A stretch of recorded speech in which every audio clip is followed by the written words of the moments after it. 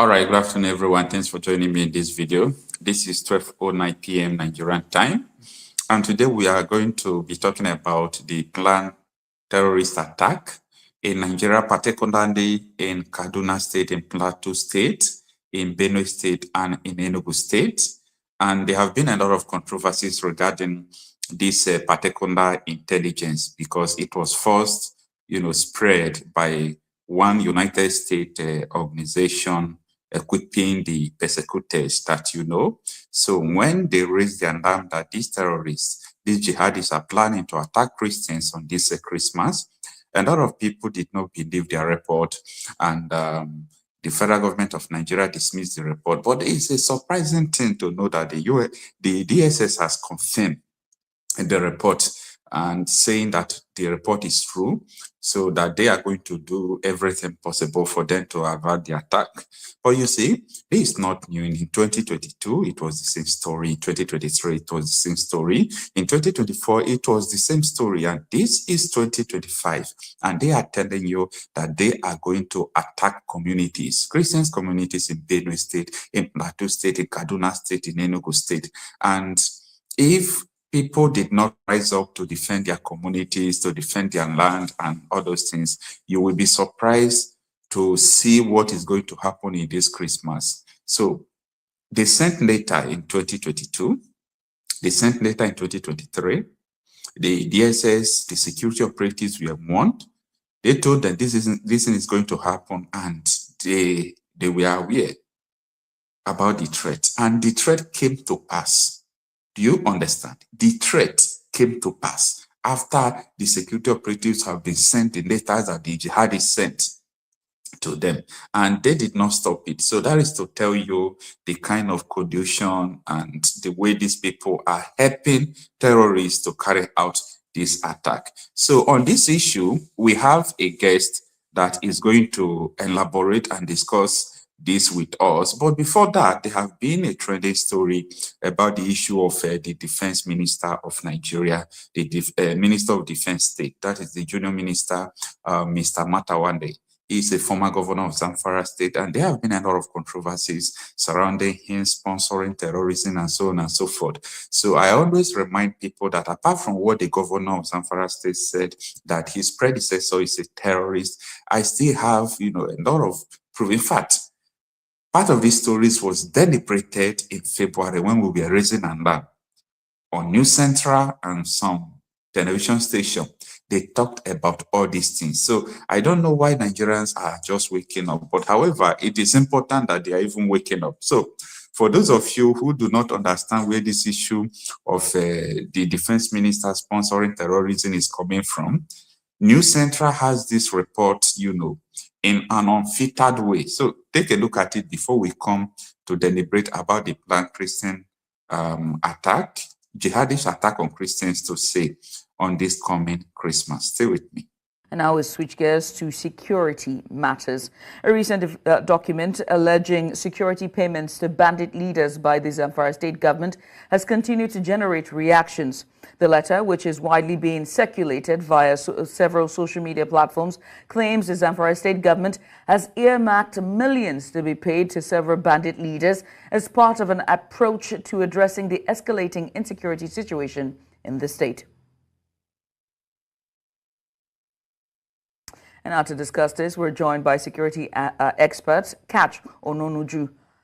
Catch, thank you so much for joining us. We appreciate you for doing this with us.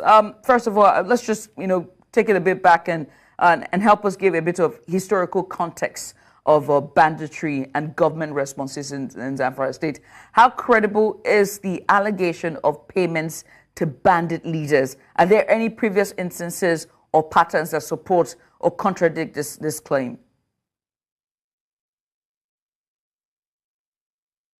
Right now that everybody's complaining about is not a new problem. I want to tell the world that I believe the Nigerian government has failed in its quest to actually look after the local people. This is not a new problem. This problem has been here for a very long time. President Buhari has tried about 7 different schemes to try and actually gain land to resettle this displaced refugees who came in from Mali, Central African Republic, Burkina Faso, and other countries. But he did not gain any positive results. And so I believe now that we have come back again under President Tinubu, if Tinubu does not solve it properly, you will see is this random killing every day by the Fulani refugees who are seeking for land. And I don't think this is the right way to gain land in any West African country. That's why I believe the leaders failed. If they were never able to resettle the Fulani refugees in Central Mali or Central African Republic, and they came to Nigeria, this is what we're now having. They are being forced to kill in order to gain land, to resettle themselves by force. This is not a way to run a country. I think this is wrong. We must take initiatives to save the households. I'm going Catch. This can't continue. Catch, I'm going to ask you again, because you didn't answer my earlier questions. With historical context, how credible is this allegation of payments to bandits? Have there been any previous instances or patterns that sort of support or contradict this claim? Yes or no? Yes. Payments to bandits was a strategy adopted by the Buhari administration to keep the Fulani militiamen on, because the militia people needed money. And that's payment by government to them, initiated by President Buhari, was the original way to give them money. If you don't give them money directly, they will engage in kidnappings. All right. And the Nigerian government didn't like kidnappings as a way. Remember, the schools in Kankara, the payment to them, all those were arranged. They mass kidnapping of youth, and then the subsequent kidnapping, the payments. Those payments were monies being given to these terrorists for them to augment whatever it is that they needed. But they were not able to gain this trust of the government who were giving them money, because no matter how much money you give them, they will always renege on agreements. And that's why the government stopped paying them. Catch, let me ask you, right? You just said that there's some sort of truth to these claims. So what are the potential policy implications for Zamfara state government and the federal government? How might such payments affect? The governors have collectively said they will no more pay these damn terrorists. The more you pay them, the more you strengthen them, the more they buy new weapons, the more they buy new logistics. Don't pay them. Let them go back to their country. We cannot continue to live like this, now, as if we are living under, this illegal arrangement. It's just not paying the country. Yeah. So I agree that the governors should say no, even if they've ever done it tonight. Now that Buhari is gone, nobody will be killed. I don't think that the Tinubu administration has the same kind of mind share as the Buhari administration. So let us try to save the farmers. Now you're seeing from not paying them, they now don't want the farmers back to their lands. So there's no famine. And that has forced food insecurity across Nigeria. Even they won't even allow them to go and harvest. This is the problem. Once you start paying terrorists, you can never stop. So the right thing is, Nigeria needs a proper policy to actually go against these people.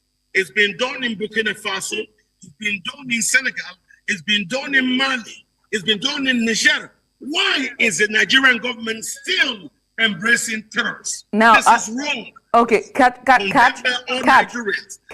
believe what is happening to the houses under our watch is a shameful thing to say.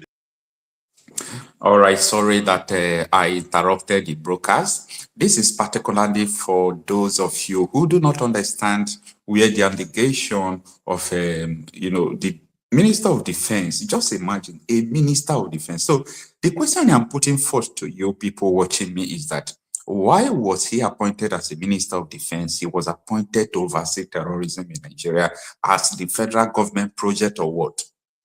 No. We have to be very, very sincere about this. Matawande was appointed to oversee terrorism in Nigeria, in implementation of Sharia or what? Because DSS cleared him. Remember what Kunde Ondawumi said, former DIA head, that the DSS knows the terror sponsors. DSS knows everything that is going on in Nigeria. DSS knows this, DSS knows that. So, Is DSS part of the terror network? So we have to be very, very transparent in dealing with this issue.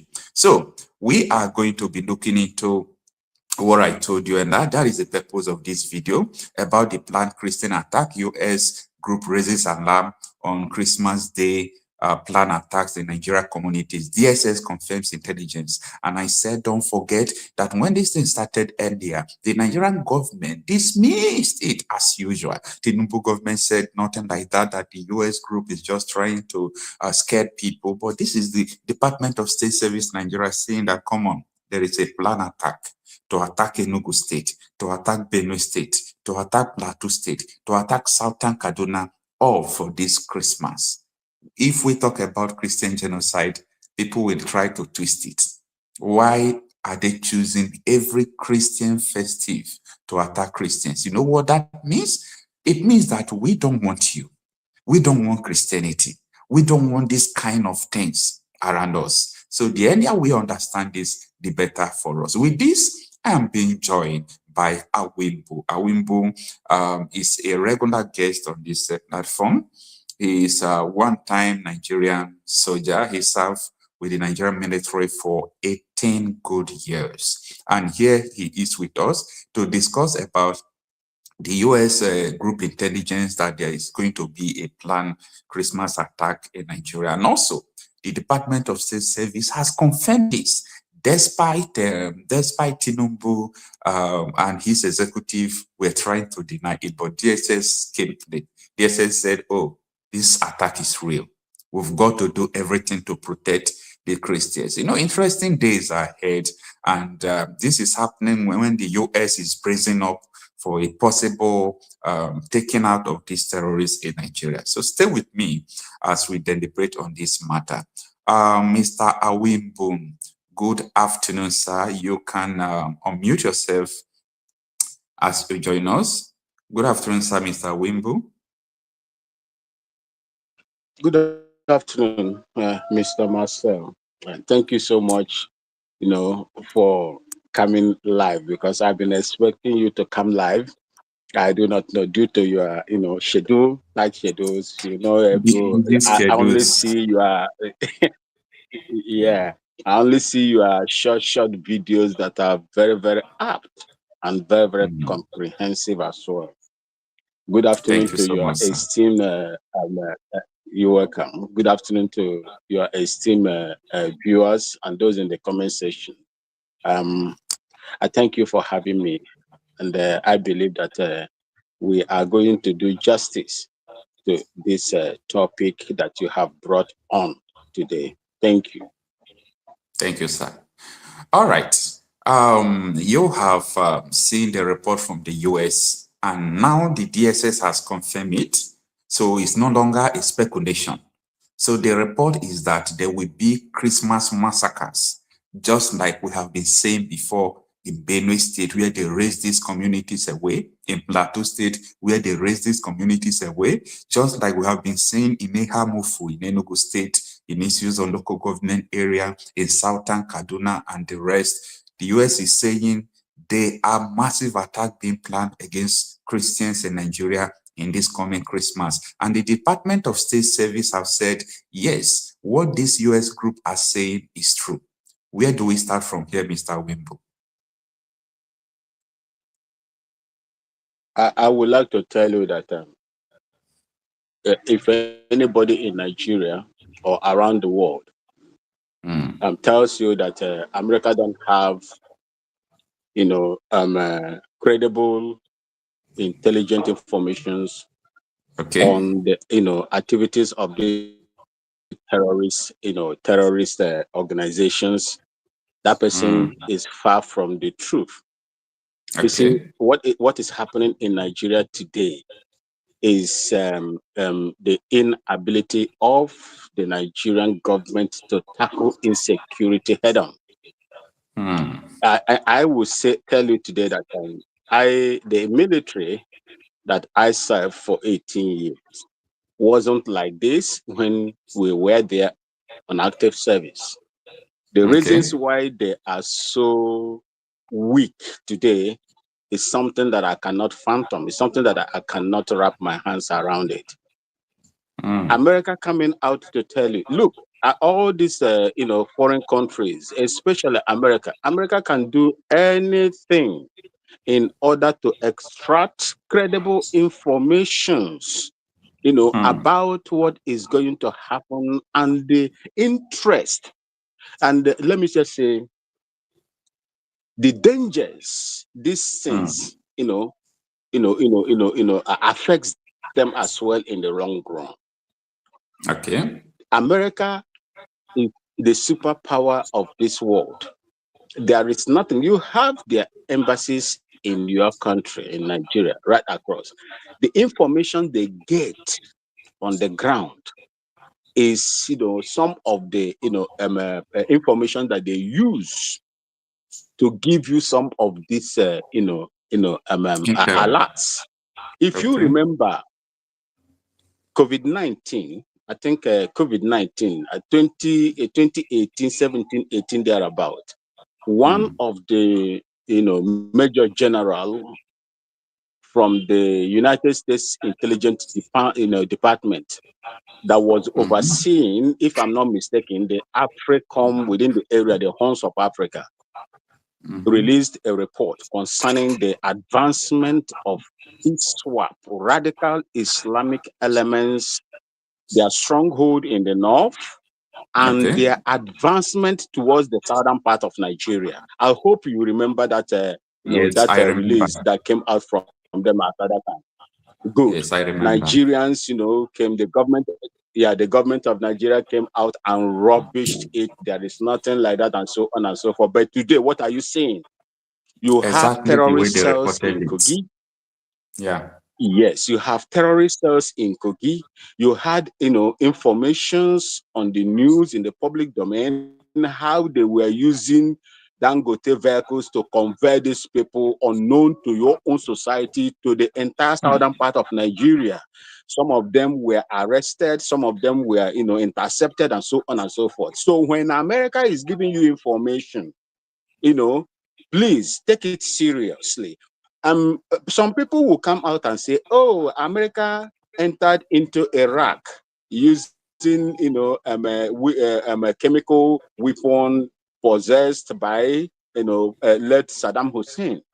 But you remember, what these people that are countering America is not telling you is that Saddam Hussein used chemical weapon on the Kurds minority. He used chemical weapon. Go and check it. Saddam Hussein used chemical weapons on the Kurd community. That's what they call the Kurdish people in Iraq. So that alone give them if you can use chemical weapon on your own people, then if I now come and accuse you of possessing chemical weapons, would that be a lie on my own side? The answer is no. And remember also, because of the powers of Saddam Hussein, Iraq at that time, he invaded Kuwait, small Kuwait. And they were want to move away. They refused to move away because of the fraternity, what was going on between Iraq and the United States against Iran. You remember that Iraq fought with Iran for, I think, about 8 to 9 or 10 years. Most of the things that Iraq was using that time, because Saddam Hussein was a good boy to the American people. And when that, power began to intoxicate Saddam Hussein was trying, to do, what he don't supposed to do normally. So America moved away from him and decided to do what it is. So when America is giving you information, please take it seriously, because they are preview to some certain or important information, intelligent, actionable, intelligent informations, through their embassies and through their agents around the world. That is what I'm going to say about that. Thank you, Master. All right, Mr. Wimbu. As I speak to you, I can tell you that I can confirm that even the America,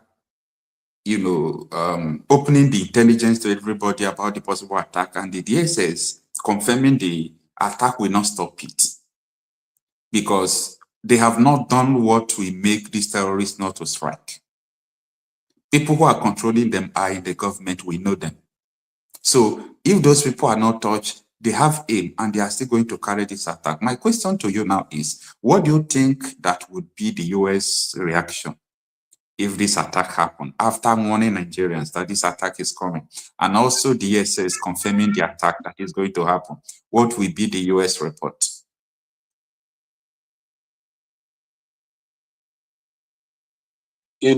US, since the DSS, if you look at some of the attacks that have been happening on Christian communities in Nigeria, the indigenes of the land have in numerous occasions called the security, people and informed them of these imminent attacks against their land and their people. Okay. In most cases, some of the security operatives are withdrawn. The reference to St. Mary's in Niger State, they were withdrawn. And I heard the Senate of Nigeria asking who gave the order for the withdrawal of the security. Exactly. And up to now,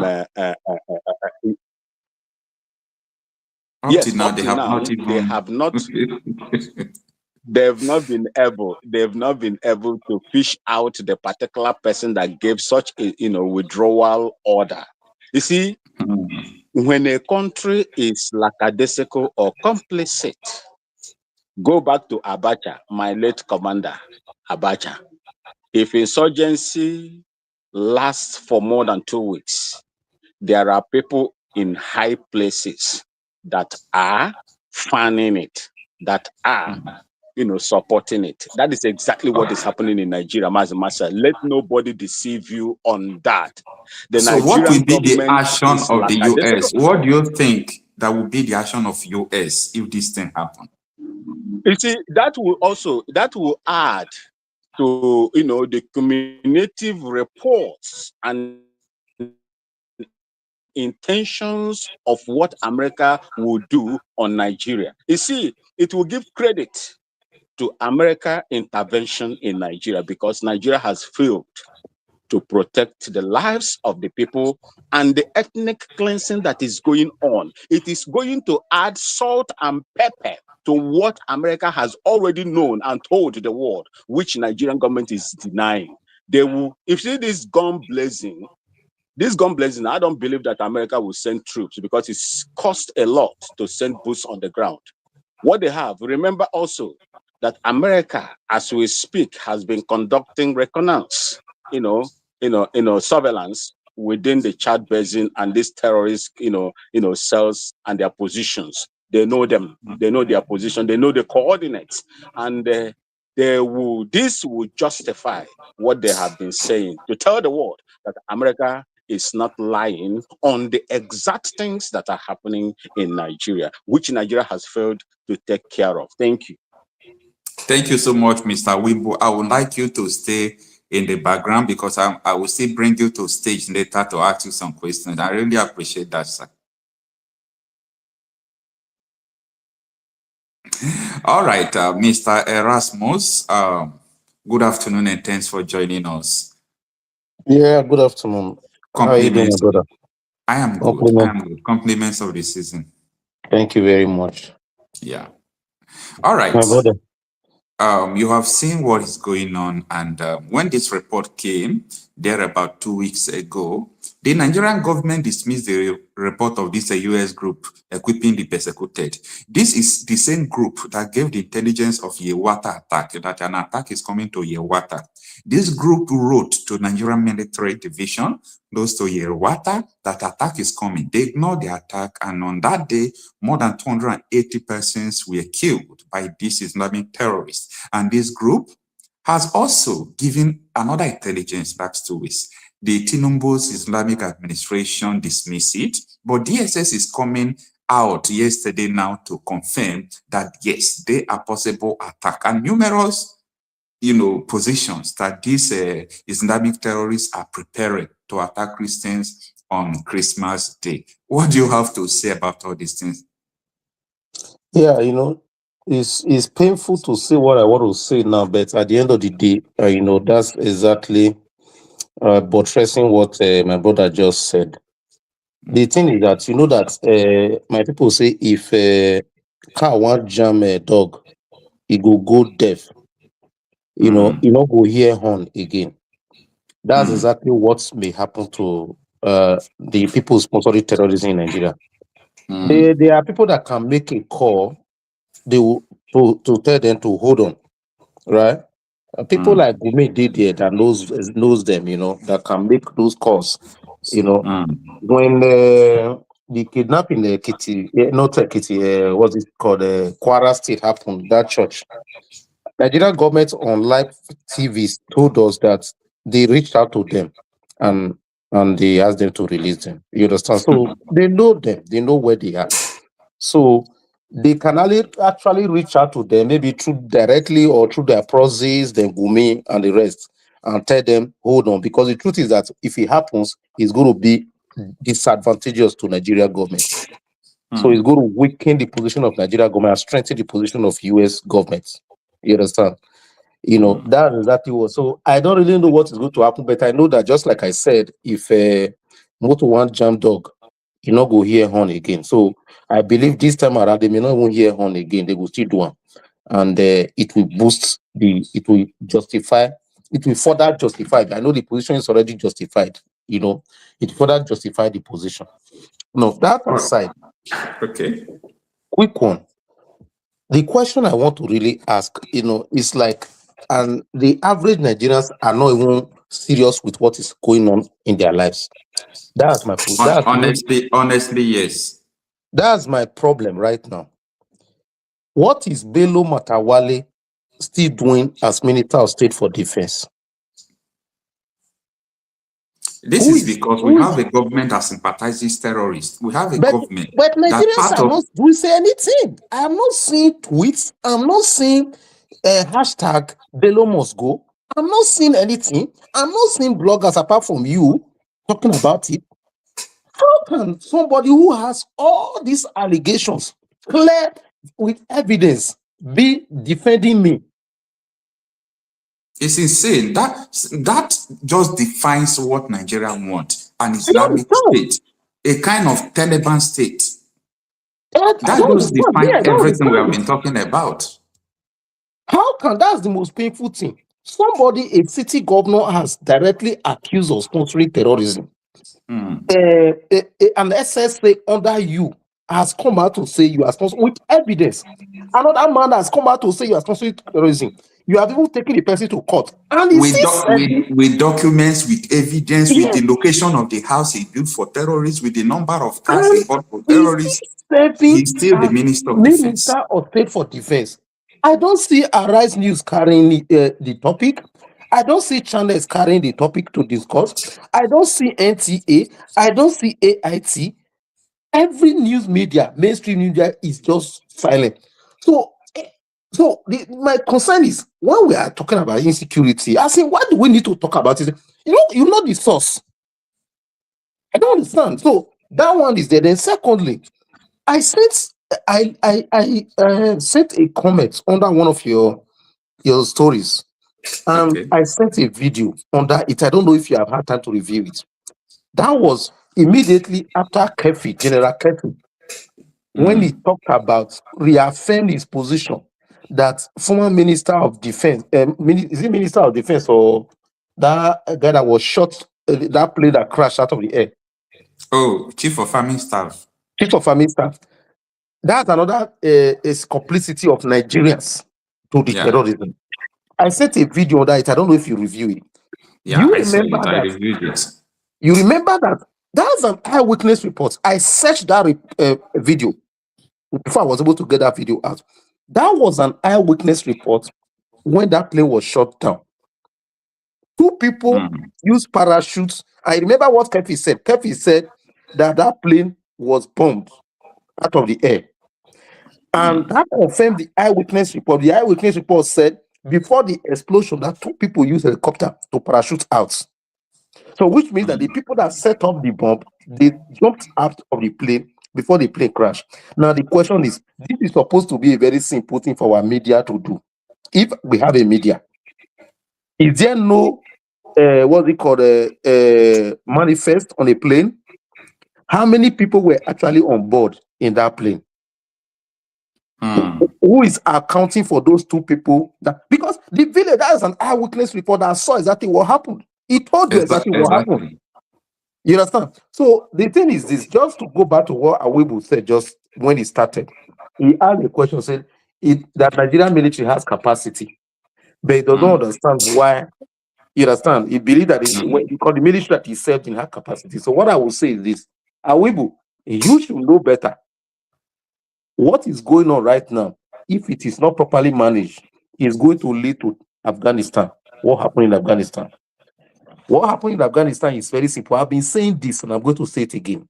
Nigerians, they should just keep quiet and be watching. They refuse to talk. They refuse to say anything and just be watching. What happened in Afghanistan is what I'm going to paint out now. So Nigerians is just, if you don't do anything, that is exactly what is going to happen. Just like Kulola Wumi said. What is going to happen is this.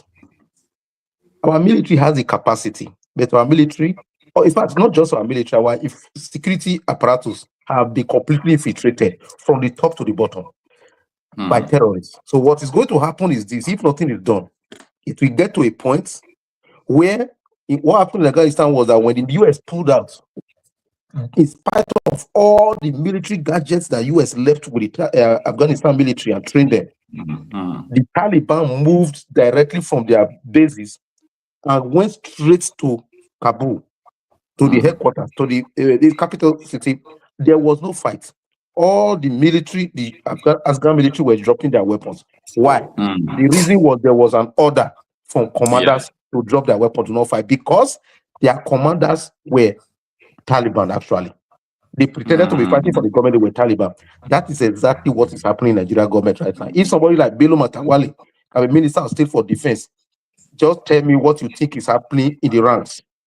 So if nothing is done, that is what is going to happen. You will just wake up one day and you hear that, you will be hearing it gradually. They have taken over Sokoto. Then all the Nigerian military would have ran out of Sokoto. They will take over. The next thing you hear that they have taken over Zamfara. The next thing you hear that they have taken over this in Nigeria is trying to, the channels and arise will see say Nigeria is trying to push them back. We are pushing. The next thing you hear, when you hear Nigeria is trying to push it, the next day you hear that they have taken over this in the heavy states. Then the next thing you will hear they have announced a caliphate, just like Baba Ahmed said that they are planning to build a caliphate. And the thing is that when that is happening, to see the complicity of Nigerians, when that is happening, the people in the south will still think, it's the north. It's not south. They can only do that to their district. Then the next thing you'll be hearing is gradual. They are very patient. Gradually, they already have a sultanate they already have an emirate in Kwara. Kogi State, they don't even need to fight. They already have all the position in Kogi State. They have already taken Kogi State. It's just to finalize it. They will take Kogi State. They will take Kwara. Once they take Kwara, forget Ekiti State and just walk through. Ekiti State, all these Yoruba State, or your. It's only Southeast and South that will, that will give them small tough time to listen. Nigerians better start talking now. If you cannot do anything, start talking. Start asking questions. Ask the mainstream media. You don't know more than Commander Olawumi. Olawumi told you that if Nigeria is not divided, that is just a matter of time that Nigeria must become Islamic state. The Sultan of Sokoto has already told you that Nigeria is not a secular state. So stop deceiving yourself. He has already told you. It's just that I did not tell you that Nigeria is an Islamic state. But Nigeria is an Islamic state according to them. That's what I will say. The whole thing lies with Nigerians, because the government is not going to fight it, because they are in the government. They are the one that is even controlling the government. Tinubu is afraid of his life. Right. I want to ask you a question. What you are saying, I am feeling it differently from every other person watching it because of some things I know. This thing you are just talking about, okay, I understand that you really understand the Afghanistan template, where the military heads were supporting the Islamic regime, the Taliban. So when they were capturing them, they were just surrendering, giving up because they were all the same. What you are saying is just the draw-out plan. I wanted to ask you, how do you know about this? I remember you just talked about the Taliban, process and the way they capture Afghanistan back. But this is beyond what happened in Afghanistan, because as I speak to you, this is the plan on the table. So I wanted to ask you, how were you able to understand this thing that you are explaining? Because to people listening to you, they might not understand what you are saying, but I actually feel it differently because I know what you are talking about, and I know that this is the exact plan to infiltrate the military, to take charge of the defense activities in Nigeria, to take charge of the military. Then they will ask their people attack. While their people are attacking, then they will now be surrendering all their offices to them, surrendering all those things. So this is the template. How do you come to know? Is it just the story of Afghanistan that gave you this knowledge? It's just to follow the trend. I have no special source of information. The information I get are information that are there in the news media for all of us to do. But the only thing I do is that I examine, I collect information and put them side by side and look at them. Look at this information. Look at, for instance, Kefi just gave analysis of the people that died in that plane crash, how their body was, obviously through bomb blast. It's not really crash, right? Now, I look at the video of the eyewitness report that has told us that people parachute out of the plane, 2 people, before the crash. Is that not correlating the information that Kefi just told you? So that's how to analyze information. You put it together, right? So besides what has been happening in the Middle Belt, I have been following it. What has been happening in the Northern Nigeria, I've been following it. Have you not seen villagers explain that there was a stand-down order that the military refused to engage when they were attacking their community?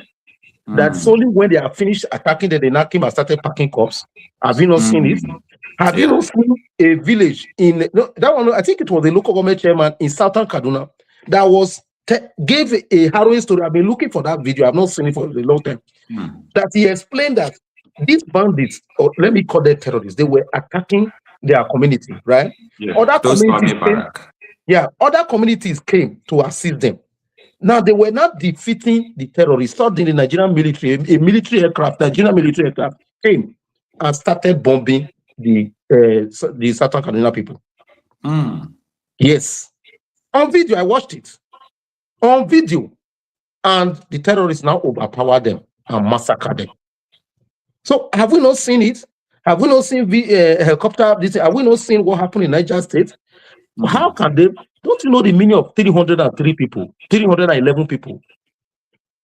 Have you thought about the meaning of 311 children moving? Where to keep 311 people? How do they have those kind of capacity to feed 311 children? To feed 311 children, capacity to move 311 people in a country where, within a matter of seconds, a minute, Nigerian helicopter and military jet fighter were in Benin Republic. So we don't have drones, we don't have military anything. And the head teacher said that there was a military helicopter that was hovering around when these people were picking up these children. So what does that tell you? It tells you that the government is directly involved. So that is it. So we know exactly, Commodore Olawumi has explained it in details, exactly what is going on. In fact, do you know that man went further? I don't even know if you know. That man went further to tell you with that some of the people who are sponsoring it. Go back to the video, the last video he did. When he told you that in that video, what he was explaining, that the lady asked Commodore Olawumi that this thing, who is sponsoring this thing? What's going on with this thing? You remember? He now told the lady, that was during that time they raised the issue of Sharia. They wanted to change. He now told the lady that those members of House of Assembly that are raising the motion, that they are just errant people, right? That's go he back mentioned to some banks. Exactly. I know where you are talking about. He said, go and check the directors of those banks. They are the people. How many Nigerians have done that? You know, when you ask the question, that is how I do my own. All those directors of those banks, I have their names. So he didn't tell you that they are the ones sponsoring terrorism, but he told you that they are the ones that are pushing these people in the house that are doing the. But if you have brain, you know what he's talking about. Yeah. Wow, Mr. Erasmus. Wow, this is a breathtaking, conversation. We are just watching right now. I don't even talk too much. You don't see me. I tell you too much. I'm only just watching to see what happens. Yeah. Yeah, Mr. Wimbo. Master Erasmus. My brother. You spoke about the aircraft. Every aircraft is fitted with a black box. And these black boxes records every information that happened during the attack, whether it is an attack or internally placed explosives. If you look at the Atahiru's case, the plane landed at, I think, Kaduna Airport on the runway. That was where it was blown off. So the Nigerian government is responsible for the release of the updates from the black box so that Nigerians will know what killed their former chief of army staff. The other one, is it not pressure that will cause them to do that? Is it not pressure from Nigerians that is supposed to cause them to do it? But the truth is that Nigerians are not even asking questions. Nigerians are not asking questions. Nobody is doing that. Even the other one where the two pilots automatically ejected from the attack. Because as at that one, the black box will also tell the Nigerian people what really happened to their equipment. Yeah, but I reported what happened, and those pilots they refused them to grant interview. Listen, if it is a plane fault, those people could have made an emergency landing. Yes. The aircraft was attacked. Yes, now. So I reported what transpired, but we are still waiting for them anyway. It was a missile. It was a missile attack against that aircraft. And the only thing that will make a jet fighter pilots to eject, is when they come under effective fire or missile attack. So once that's happen, they have no other option than to eject automatically. So for the Atahiru was on the wrong way. Let Nigerian people ask them from all these people, but they keep quiet. That is the problem. You ordinary evidence that a whole governor came on air to tell Nigerians that somebody instructed the military to leave 30 minutes before the kidnap. Even Nigerians are not on the streets. You understand? To know who gave the order. Is this difficult to know who got the order? That army don't they have a commander? Who gave the commander the order? But if you watch my video, I've already reviewed the office the call came from. Because I had first-hand information about that, and I made video, and I specifically called the office it came from. So that's it. So right now, I'm telling you the truth, myself. I have done my part. I have been talking. I have been saying what will happen. I listen. When I listened to Nnamdi Kanu, he explained it. I started getting interested, and I was now digging more, getting more information. And I was saying it. I knew where it's going to end. If Nigeria is not divided, Nigeria is going to be an Islamic country, not just on paper, but life. Nothing will stop it. So me, I'm just watching and watching. I will not be talking too much again. Thank you. All right, Mr. Erasmus and Mr. Wimboom. Let us have Mr. Christian in. Hello, Mr. Christian. Brother Kocha, good day to you. Yeah. Good afternoon, sir. Thanks for joining us. You're welcome, brother. Thank you so much. So what is the topic? Or I just came in now. Is there any particular topic? All right. I think you have been with us for some minutes now. We are talking about the issue of the US based group intelligence when they reported that there is an attack coming against Christians in Enugu State, Kogi State, Benue State, and Plateau State this Christmas. And when the intelligence came, the Nigerian government, as usual, debunked it that this is just to create tension. But this is 2 days ago. The Department of State Service is confirming that that report from the US-based group in Nigeria is true, that these terrorists, these jihadis, are planning to attack Nigeria communities, and these are Christian communities, in multiple fronts. So this is the tension on the ground. What do you have to say about this? Yeah, Coach, the problem is the problem of Nigeria is such a deep problem. Why? Because the government, the past one and the current one, they are as much part of the problem. Okay. In fact, the previous one created it, and this second one inherited it, and he is part of it. I've said it on your occasion in the past, and every platform I go, I don't shy away from saying it, that Tinubu's administration is 100% part of it. But people, when they look, they feel like, oh, because either he's married to a Christian woman or because he's a Southwestern or whatever, it doesn't really matter. The agenda is just the same. They have earmarked Nigeria to be Islamized and Fulanized. That you can be rest assured about.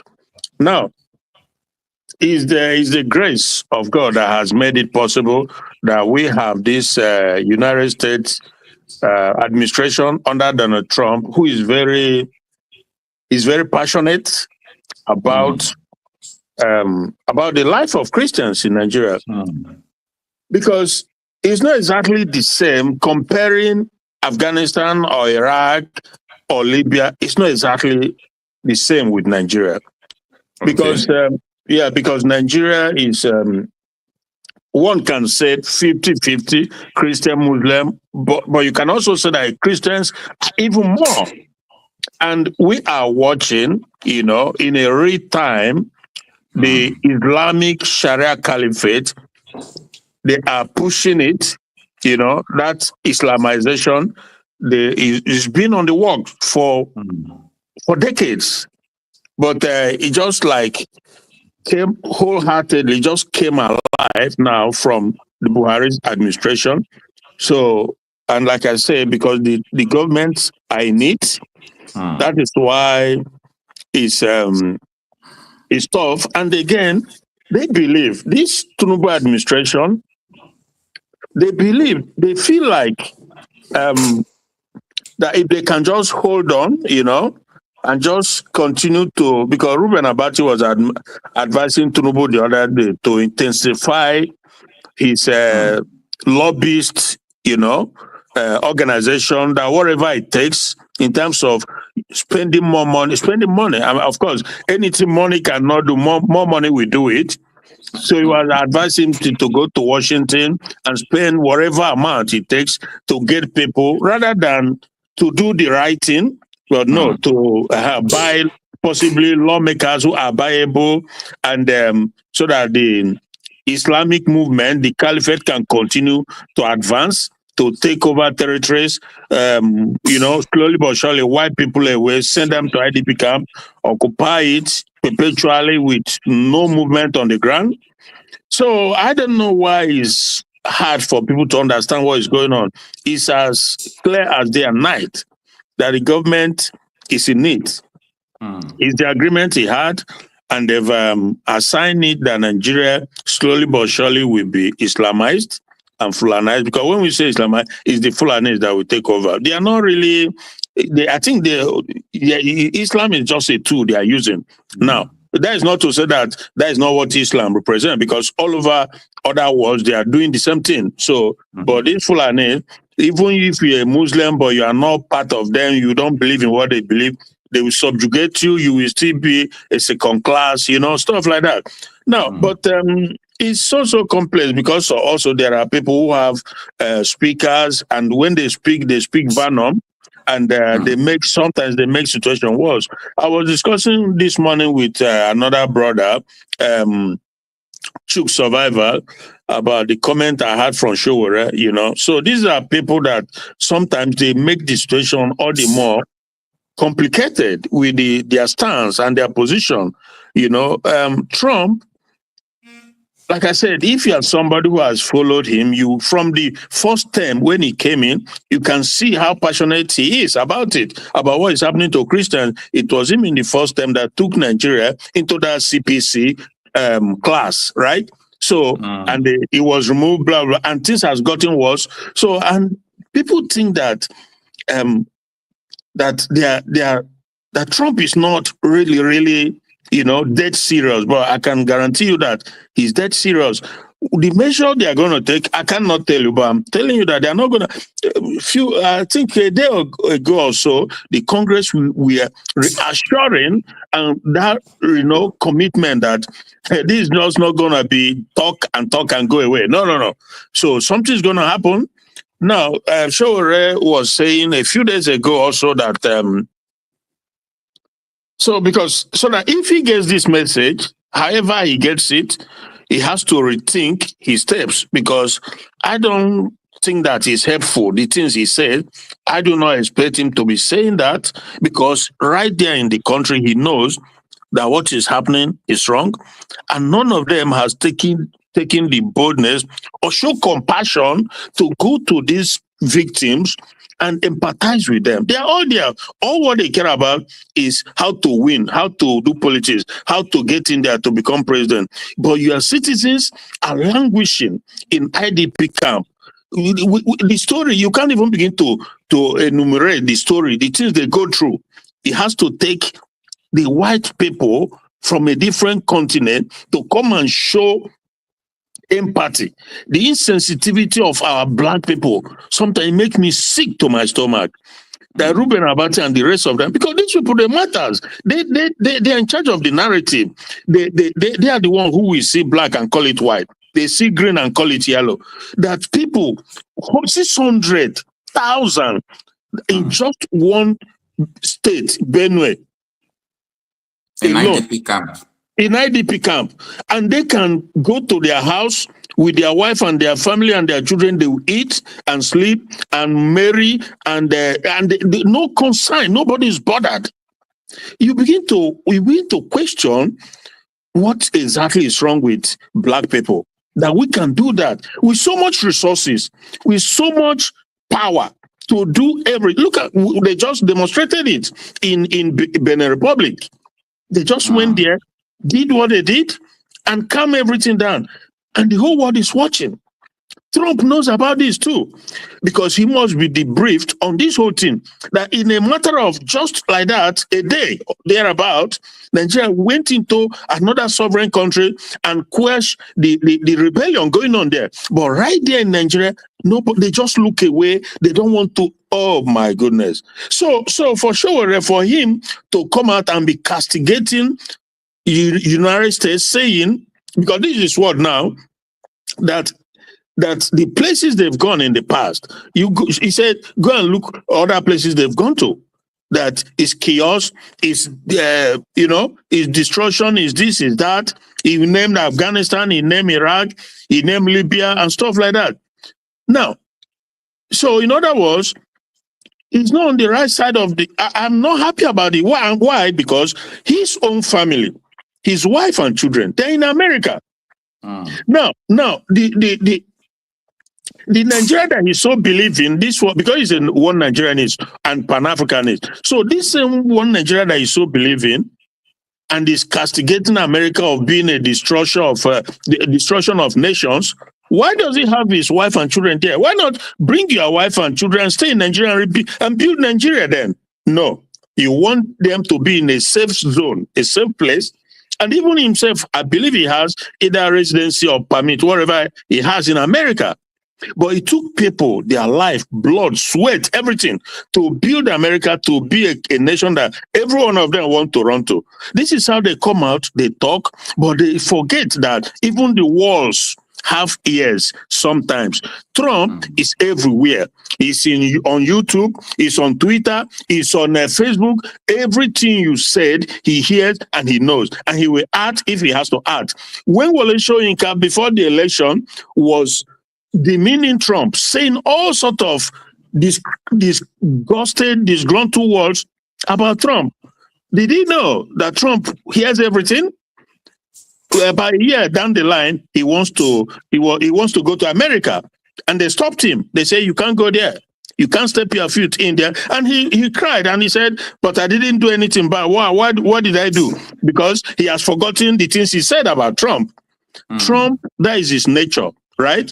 If you hit him one, he will hit you back 10 times harder. That is his nature, you know. All right. So, well, I have a lot more to say, but it's fine because of time. You have other this thing, but I'm just saying it for sure to know that you can't be doing that, because for how many years now, more than a decade, these things have been going on. Nobody has the power or the boldness, the bravery to do anything. Nobody, and they are chipping in. They are chipping in this Islamic movement. They are just every day. They are grabbing. They are dominating. They are taking over. They are massacring. So for him to say that I'm not pleased at all, so he better retrieve his step, because this is dangerous. Thank you, my brother. Thank you so much. Thank you so much, Mr. Christian. And at this moment, let us bring in the pointer. Stay with me.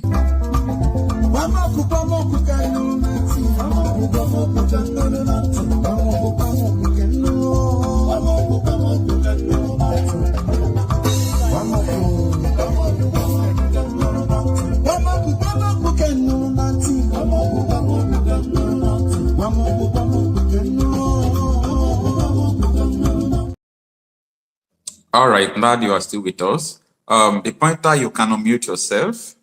I don't know. Okay. You are muted right now. You can tell us your name and where you are joining us from. Or if you think that this pointer is enough for us to call you, no problem.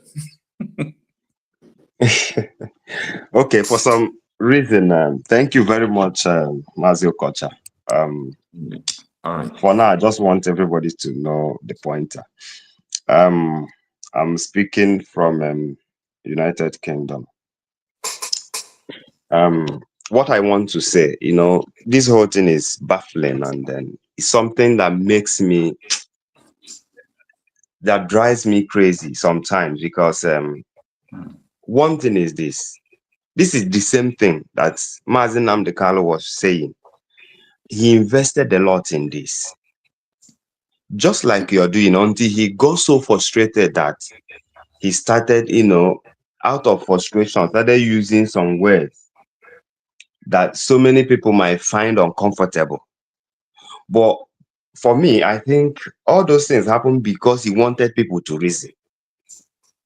And it's so annoying that our youths are not looking into the future. So when I look at this whole thing, and then the way, even when I talk to, I have interaction with other people, I talk to people, the way, you know, some of them just react, just leave that thing, forget Nigeria. I don't know where we are going. And it's so appalling that, you know, our youths are thinking like this. Because whatever happens, for me, what I think all of us should speak in mass, because we've seen everything. We've seen everything that Nigeria has. All right. The question and where I want you to focus is the topic, like the Christmas attack that the DSS, Department of State Service, has confirmed. The US group report that it is about to happen. What do you think that the indigenous people now should do to raise more alarm, or what? Because the same thing had happened last year, last 2 years, last 3 years, and they gave in Plateau State, they gave the military 33 distress calls. The military didn't answer, and almost 300 persons were killed. So what do you think they should do now? Because this is a matter, it's not just something we are talking about less than 2 weeks. Okocha, my brother, I will say it's a point and black. The thing is that when we look at it again and again, Nigerian government, I don't think they will do anything about this. This is the truth that we should tell ourselves. We should come to the realization Now, what we should do is to raise alarm. Raise alarm. Everybody should be on top of their voice. Everybody should use their platform. Everybody should speak. That is one. Then, secondly, we should do something outside from speaking. There should be a strategy of, even if they eventually attack, let it be.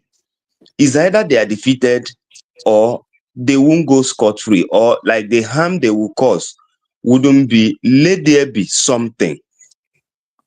Let there be a strategy. It's no longer, for me, I don't think we should continue to talk, and we need to start doing something. Why that was why I was very annoyed, and that was where I was coming. That was why I was very annoyed, because at that time that Trump said that all of us should be on top of our voices. Now, there won't be anything that will make Trump will know that the people is ready and the people want him to come. And this is a media war. And once we are winning the war, we are on the right. But if we allow the government to win, I pity those that take money from government and then decide to say other things. Because karma is coming. Okay. What you are saying is that people should be on top of their voice. I understand. Actually, I'm one of the people who also believes the power of social media. I believe the power of what you say. And I gave an example of what happened in Kwara State. I said what happened in Kwara State in the church, if not because of that video, they will not release them up to today. Remember what happened in Cherubin and Seraphim in Kogi State. As I speak to you, a 3 week old baby or 3 weeks old baby is part of the people kidnapped. 4 months old baby is part of the people kidnapped. Pastor wife, 14 parishioners of the church, all of them were kidnapped. And up to today, nobody's talking anything. The terrorists gave ultimatum day before yesterday that within 48 hours they will kill them if they didn't raise 200 million. And now we are not hearing anything again. Probably, maybe they must have killed them, God forbid. So I understand that when people speak, you talk. It enables people to know what is going on. So I encourage people to go in and get video evidence. If you can't buy AK-47, you can't fight now. You can't do this, you can't do that. What are you going to do? You must be ready to do one. If it is information you can gather and send it for, let me tell you, help is coming, but help will not come when you are folding your hands. So I understand actually what you are saying very well. Yes, I also have something to say, like a question also to put to everyone. You know, what is happening in Nigeria is global. No matter how we try to downplay it, it's global. It is global. The same thing is happening everywhere. The same strategy is being used. So we should be wise. I want to give you just an illustration. Children were being killed in Israel. Is it not the same thing that is happening in Nigeria? So all these things, we should learn from what has happened in other places. And we shouldn't fold our hands and think that the war is not coming close to us. All right. The issue here, there is the issue between what is happening in Middle East in Nigeria is this. Nigeria has some group trying to Islamize the country, trying to terrorize the country. And these people are everywhere. They are in government, they are everywhere. That is different between what is happening in other nations and what is happening in Nigeria. Let me give you an example. When you talk about this terrorist attack, it is happening everywhere, as you said, including Burkina Faso, Mali, Niger. But different between what is happening in Nigeria right now and what is happening in Burkina Faso is that in Nigeria, people in government are colluding with these terrorists. It's opposite in Burkina Faso. Burkina Faso, Ibrahim Traore, like I have friends in Burkina Faso, they gave AK-47. After 1 year, they did not use it to commit offense. They gave them 2 magazines. Okay? Maybe one day I will even try. He don't understand English very well. Okay? He speaks French. So if he understands English very well, maybe I will bring him here and he will even talk more about it. So these are the kind of data. But in Nigeria, when the terrorists were coming, the Nigerian government disarmed Nigerians. Do you see the opposite? So in Nigeria, yes, we have a major problem of collusion. Yes, that's what I'm saying, because yes, what you're saying is right. And you know that some of like this point that you made now, people are not talking about it. I don't think, I've not seen anybody talking about the aspect of government disarming the people before these people will come and attack. And it has happened in various places. And Okocha, my brother, let me also tell you, if they think that it's only in Nigeria that this thing is happening, it's not true. It's not only in Nigeria. Let me give you an example. Here in the UK, the same way they've targeted, in fact, the UK people now, you've seen how they are protesting because their hands are tied. Let me just tell you this. So if that could happen here, tell me, Nigeria is a forgotten story.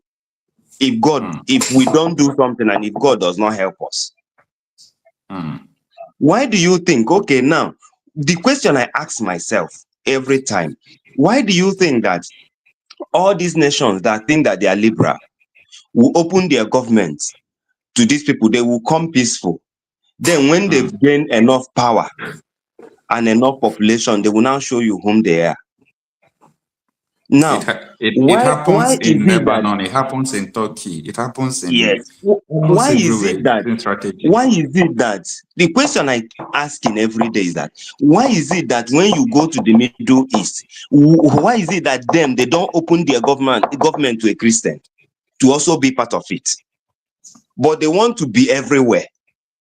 Yeah. So you need to put all these things. So just like one of the last speakers, you see, if you are not placing the facts side by side, you will not understand what this is. A system, and this system has been going for years, and you need to have a strategy because on how to counter the system. If you must conquer or if you must stay strong, that is why you always see Israel the way they counter. Sometimes, even when you are trying to use, it's okay. Thank you, my brother. Let me just stop here. All right. Thank you. Thank you very much. Mr. Pointer, you said we should always refer to you as Pointer, right? Yes, anyway, for now, please. It is well. Thank you for your contribution. I really appreciate that. Thank you very much. All right. Let us go on to Mr. Greg before we come to Mr. Opondo. Mr. Greg, you can unmute yourself. Good afternoon. Thanks for joining us. Yeah, Mazi. Good afternoon. Good afternoon. Thank you so much for giving me the little opportunity to contribute. Yeah, according to your discussion, we are talking about the Nigerian government and the terrorists. So, yeah, one thing is this. My message to the America, if Americans are listening, is that they have no other option than to make sure that Nigeria cannot continue to exist as a country. Well, that is not the topic we are treating. We are talking about the issue of Christian attack that DSS has confirmed. We are saying that what should the people in these communities do? What are they going to do? The problem is also a part of it, because the people can do nothing. Any person that raised to do something or to defend himself, they term him a terrorist. So what do you expect people to do? When the government will arm the terrorists to go and kill the masses, and when the people, the indigenes, rise up and say, no, we can no more accept that, and they want to defend themselves, the government that armed the terrorists will turn to call those indigenes terrorists, and they will arrest them and persecute them and jail them. So what do you think that those indigenes can do? They can do nothing. because the government in power are terrorists and they are in control. Let's assume that this defense minister, they arrested him, now they call him a sponsor of terrorists. But Tinubu as a Muslim, Tinubu as the head of APC, know the agenda of Buhari, and he know what Buhari was doing before he say, I want to continue from where Buhari stopped. Okay. And all these people are the people that have surrendered Buhari. Even Buhari himself is a terrorist, and which Tinubu must supposed to know. And Tinubu knew very well. So Tinubu is also a sponsor of terrorists. He cannot deny it. All these arrests and all this Malami or whatever, the former attorney or whatever, the arresting, all those are just to... So, Mr. Gray, which angle you are coming from now about your own opinion? The area I'm coming from is the masses can do nothing because they are not allowed to defend themselves. Okay. So the terrorist government will continue killing them. Look at the southeast. What caused the problem in the southeast? During the time of COVID-19, they shifted all the terrorists. One thing, Nigerians are not clever. Since when did the Boko Haram stop doing this? What do you call it? They will feed themselves with the bomb, and they will go on the safe and blow themselves on the market, all those things. So when the churches, market organizations started watching out, they started controlling the people who enter into the church. They are not allowed them, they put securities in their church to make sure that people are not coming in, especially those Muslims, those terrorists. The churches bought instruments to control terrorists. What did the Boko Haram did? What they did is they just stopped going to the church to explode, to what do you call it? They explode themselves as a terrorist. They turn it into herdsmen. So they change into herdsmen and start going to the bushes, start going to the communities, start going to the churches. They change strategy. The people are still talking about Boko Haram. And then because the Boko Haram was the government and the whole world called them terrorists, so they gave them they sanctioned them terrorists. So what did they do? They change strategy and using the herdsmen. They're going as a herdsmen. They're no more. They don't arm themselves anymore and go into the market and explode themselves. No. So they change the strategy, and the people, the common people, and the Nigerian government who sponsored them, no, they change strategy. That is why Buhari refused to call them terrorists. So what did they do now? They start going to farms, killing people, raping women, and going to churches with AK-47, stay long distance and shoot as many as they can and go inside the church and kill many people. So they changed strategy, and the government of Nigeria refused to call them terrorists. They call them bandits. But now Boko Haram is no more wearing explosive and going to the churches and market to kill people. So they changed strategy. But they are still the same people. So what I'm trying to say is, since the people who are sponsoring them know what they're doing, and this criminal Musa, the new defense minister, they retired him and gave him, say, come and take this is not discover of the new Musa who could not do anything when he was in uniform. Is it when he's after uniform that what will he do? A general who could not wear his uniform enter into war front and fight. Is it when he removed the uniform that he will do something? Means that just to deceive the international community and the people they are ruling. They know what they are doing. So people know 100% what he is doing. So all these things are deceiving people. There is nothing the common man can do. His only solution, if America is really serious, is to make sure that Nigeria is divided, it disintegrates, and that is the only way they can curtail terrorism in West Africa, especially in Nigeria. As long as that country still exists, they can't do nothing. All right, Mr. Greg, I really appreciate your contribution. Thank you. Thank you so much, Mr. Greg. Okay, Mr. Onyeka, good afternoon. Thanks for joining us. You can unmute yourself.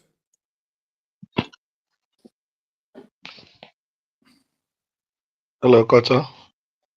Yeah. Good afternoon. Good afternoon. Are Thanks you for hearing joining me? us. Yeah.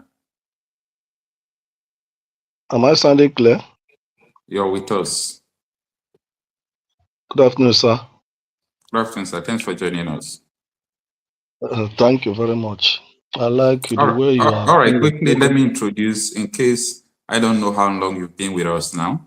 We are talking about the issue of the insecurity report that the jihadists are planning to attack Christians in southern Kaduna, Plateau, Benue State, and part of Enugu State in this coming Christmas. When the US Nigerian-based group equipping the persecuted raised this alarm some months ago, some weeks to say, the federal government of Nigeria debunked it, but now the Department of State Service have confirmed that this is true, that these people are preparing this attack in a multiple front. What do you think that will be the destiny of these people living in these specified communities? Okay, thank you very much. I have been long now following the program.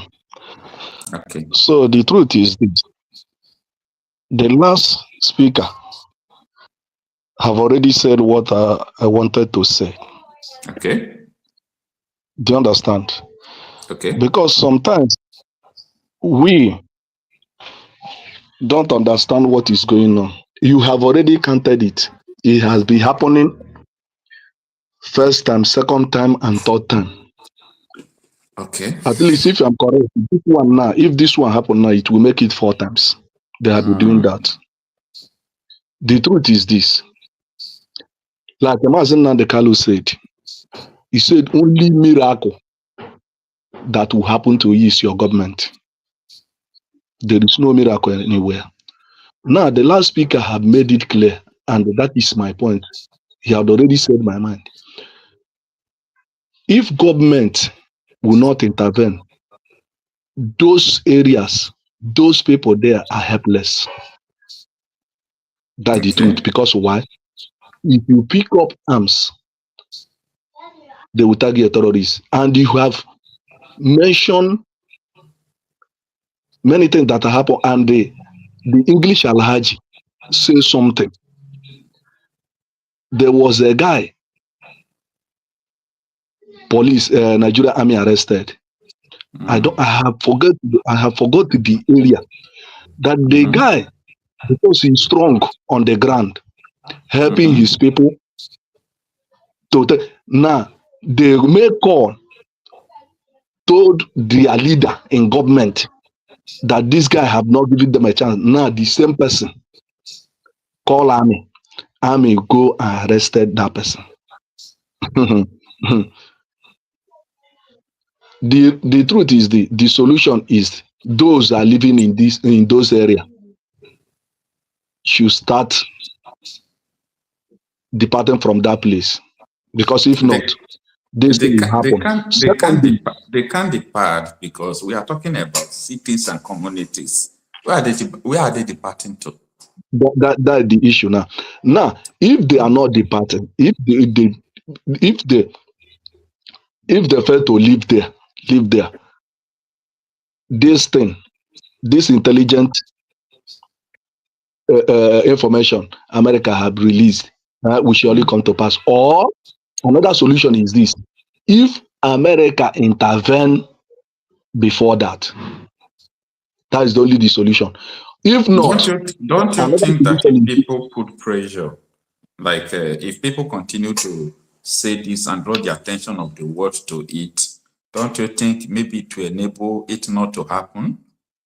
Or if these people will also get prepared, equip themselves with what it takes to defend themselves, don't you think they can achieve something?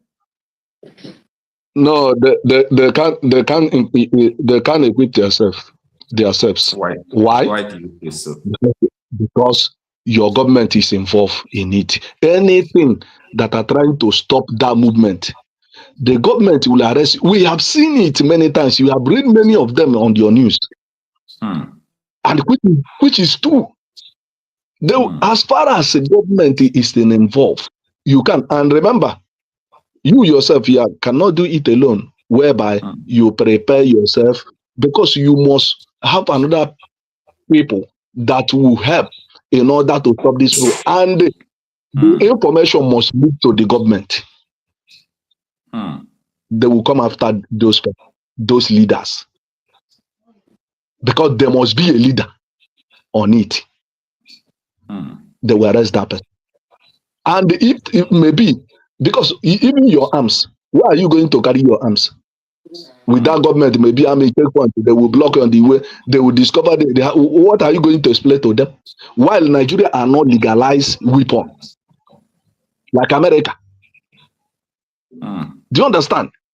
So I see that thing as impossible to stop them. They must do it. The solution is to, unless America intervene or those people in those places will leave.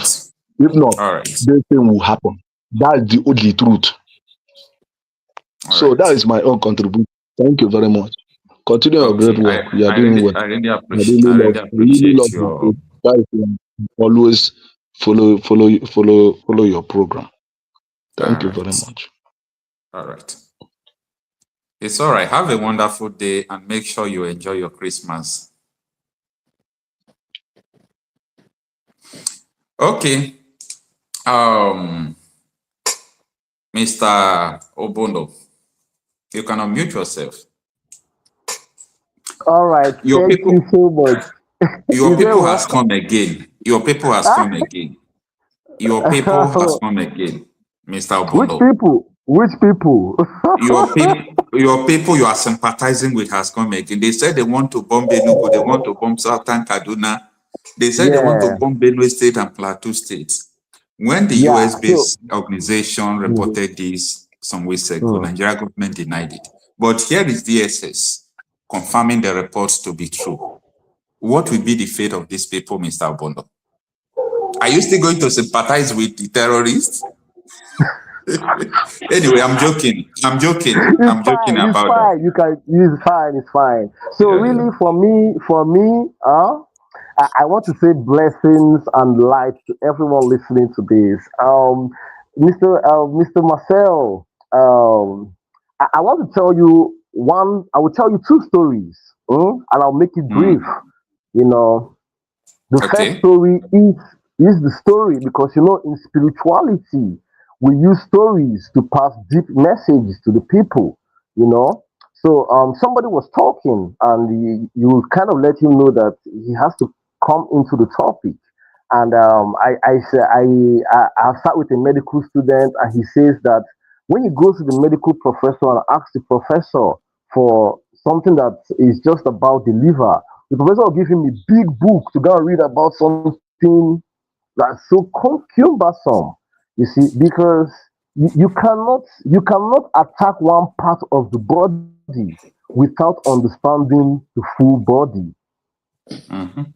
You see, so this is one very, very interesting story that people should be aware of when discussing topics like Nigeria and jihadism. Because it seems like we're trying to separate something that is bigger than Nigeria, and we're trying to talk about only Nigeria. You see.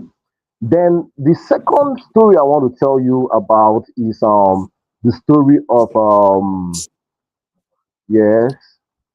The second story I want to tell you about is the story of the Bible, something that happened in the Bible. Yeah, no problem. Yeah. So the second story I want to tell you about is the Bible. To referencing our brother that is locked up today, Nnamdi Kanu. You see, and I am of the opinion that Nnamdi Kanu does not understand how deep this rabbit hole goes. In the Bible, if you look at the Bible, which begins in the Exodus, you see, in the Exodus, the Bible starts from the Exodus, and you have a magician named Moses who is fighting for the people, like Nnamdi Kanu. You see, Moses had spiritual enlightenment. he has spiritual power. In fact, the Pharaoh knew that he had the spiritual power, but they called his bluff. They told him, show us. Even after he had come and he had shown them, and even after they still said, no, we're not going to let these people go. And even after he has come and he has sent the plagues, the Pharaoh still chased them into the sea.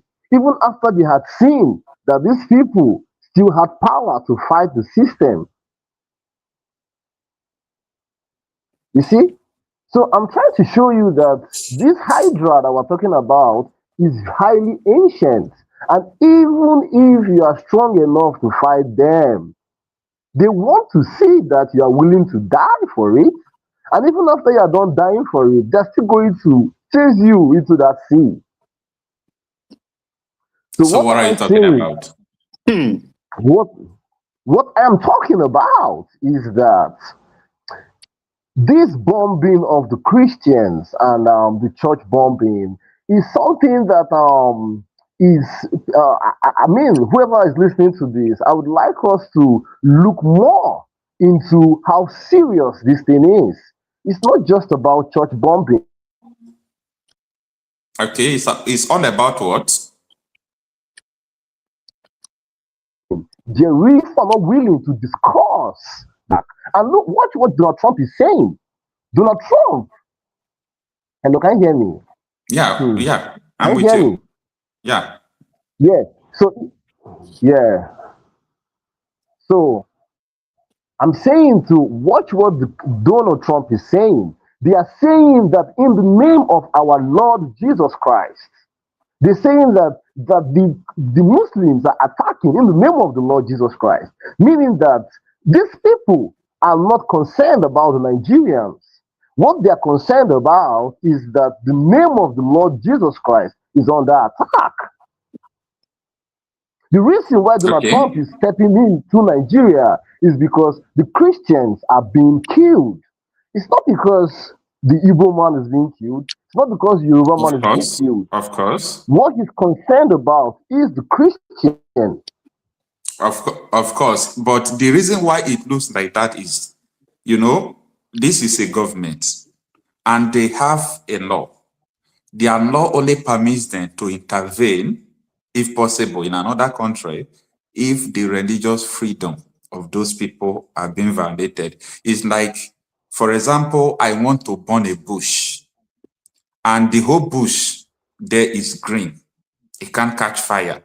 But I just have a particular spot that has a withered leaf. So I can just circulate it and put fire there to make sure the rest of the bush will burn. The truth is that, yes, the US is not pretending about what you are saying. Every day, like you, thank God you confirm it. What they are saying is that Christians are being killed. And the US congressman came into Nigeria. He visited Benue in one state, Obono.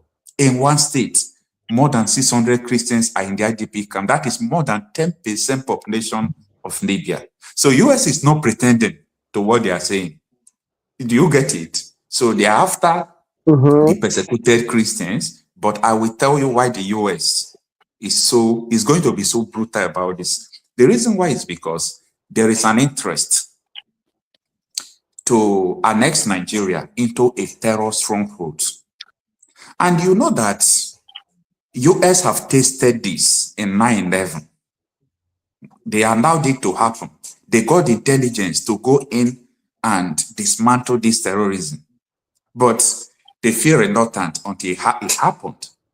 So a lot of things that are going to play in Nigeria, it's not going to affect only Nigeria or Africa. It's going to affect the world. The northern Cameroon, the Chad, the southern Niger, part of Nigeria, they want to annex it to form a terror stronghold. Now, you do talk about spirituality, right? I don't talk more about spirituality myself. I deal with the reality. Despite I believe in spirits, I believe spirit exists, but I deal with the reality. The issue here is this.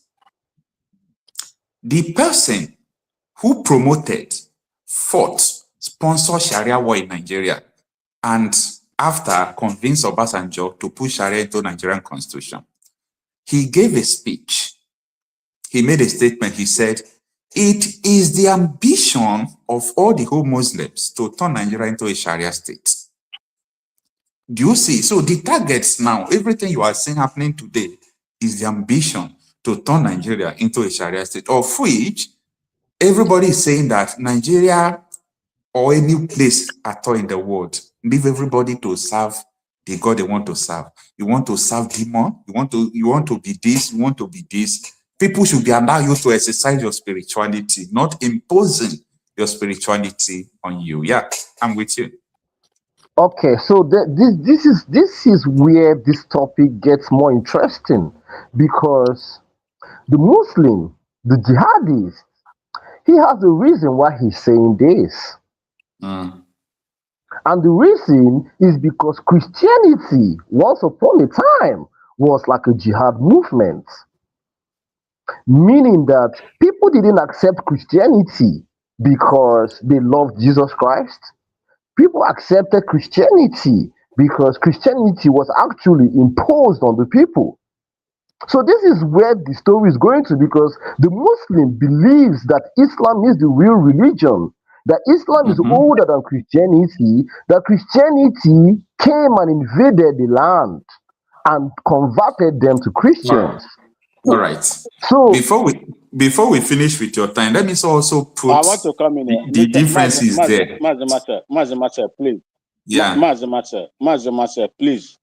Permit me to come in here. Permit me to come in here. All right. Just 1 minute now before you come in. I wanted to just tell him that Christianity as it stands today does not kill you because you do not believe in Christ. Christians don't kill you. They don't collect tax because you don't believe in Christ. That is where religious freedom comes in. And that is the bone of the contention of the US. That sorry. Okay, Mr. Wimbo, let me allow you in. Just 1 minute. Second, Bra Yumbo. Bra Max. Just a second. This brother is trying to say invariably that because in the medieval time, Christianity was brutal and people were forcefully converted into Christianity. Therefore, that in this 21st century, the Muslims have the equal, should I say, they have rights also to forcefully, through the use of terrorism and the rest, to force people into Islamism. That is what he's saying. He may not be bold enough to say it like that, but that is what he's trying to insinuate.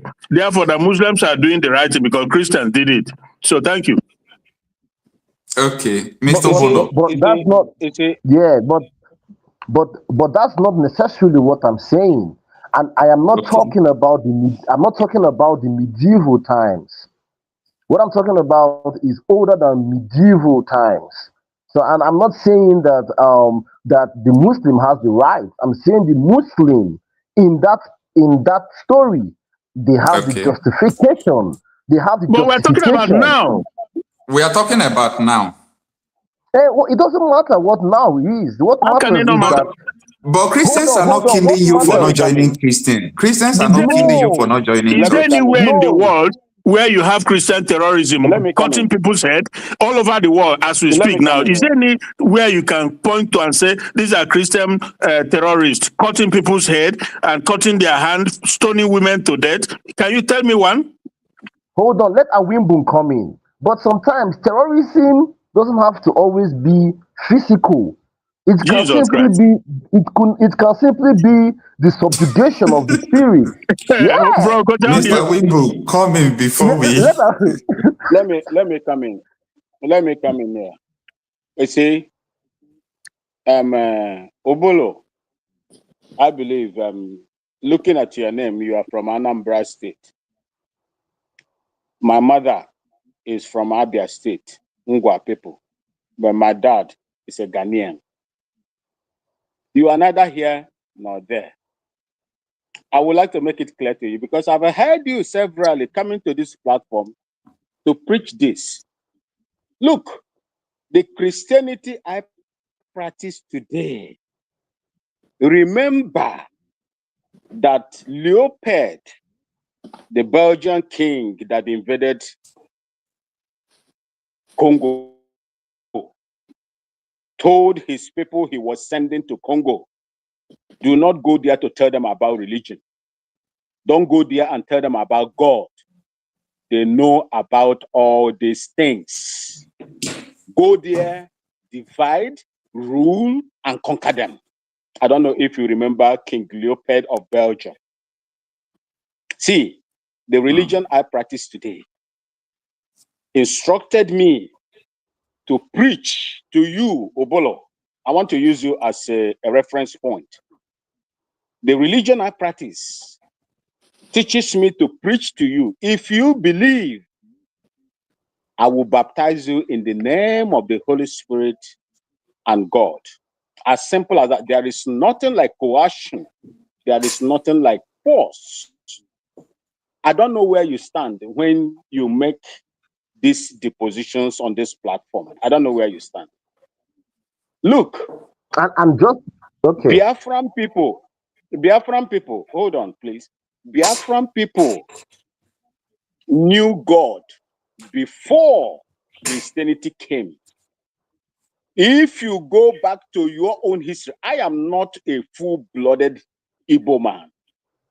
I'm a Ghanaian. I am a dual citizenship holder because my mother is from the southeastern part of Nigeria. And I spent 32 years in Nigeria. 18 of it was served on active service in the Nigerian army. There is no place. The doctrine of the typical Igbo culture is live and let live. That is the typical culture of an Igbo man. Live and let live. That in another way, I don't know whether you understand Igbo. I will say it in Igbo because I am fluent in Igbo language. Aji no na ahụ aka or fuogofu. Do not apụlaji mmadụ. Apụlaji enyi nwoke ma ọ bụ enyi gị nwaanyị ma ọ bụ your neighbor. Because that pain that you feel, he's no longer here. That pain that you feel is the same thing that your neighbor that you are pulling his or her hair on his body will feel. Live and let live. We were God's children before Christianity came. So, Obulo, do not bring this kind of doctrine in this particular place. We are not talking about Islam. Is a religion of violence. Go and check the beginning of 100%. If you don't want to talk of medieval ages, go and check. Even the man today that they are calling their prophet was involved. He killed people, Jews, men, and collected their wives. He married underage people that you have frowned today. So do not come here and begin to postulate these kind of ideas. We don't need this. What we are talking about is what is the position of your ancestral land from these people that will enter into your land and shout Akwa Kubaru and kill in the name of their God. That is what we are talking about. The reason why America is doing what it's doing today is yes, Marcel. The reason why America is doing what it's doing is not doing it simply because of their own interest. America is not going to send troops, boots in the land of Nigeria. They have the coordinates. They have every information that they need to destroy these people. But they have given Nigeria the opportunity to do the right thing. And Nigeria is not doing the right thing. Rather, they are being deflective or defensive. Riley Moore was in Benue State. 600. Do you know how many people died from 2000, January 2000 to 2004 in the course of establishing Sharia? What is Sharia? All right, Mr. That guides the Muslim people. So, my brother, do not come here and begin to gaslight us. If you do not know what you're supposed to say here, please stay away from this platform, because this platform does not condone this kind of things. Please, thank you. Mr. Wimpu is okay. All right, Mr. Obono, this because of time, I want you to look into this. You know, I asked you a question from the beginning, like, what will be the fate of these people that the international community have confirmed a possible attack on their land, and the DSS has also confirmed a possible attack on their land. So what is their fate? What do you want them to do? That was the first question I asked you, and I would like you to respond to it just in a few minutes before we go to Larry Babe H to bring the person in before we go to Invisible Blue and Hard Knot. So we have a lot of guests here and we have a short time. Please kindly respond to us. Thank you. Sure. Thank you so much. And like for me, really, the journey for me is long. It's not a one-day journey. And like the response, like I've told you from the beginning, is that we cannot discuss church bombings in 2025. We're in 2026. We can't discuss church bombings if we're not willing to dive deep into how we got to church bombings. Right. You already have my WhatsApp number. I said, let us schedule this interview for 1 hour. Are you a Muslim? Yeah. Are you a traditionalist? Are you a Christian? Please answer me. Are you a traditionalist? Are you a Muslim? Or are you a Christian? Then I will ask you the next question. Thank you. Maswell,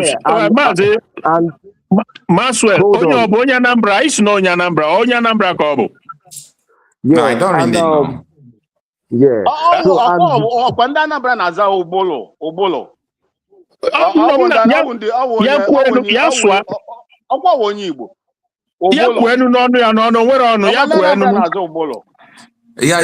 it's not all about where he is coming from.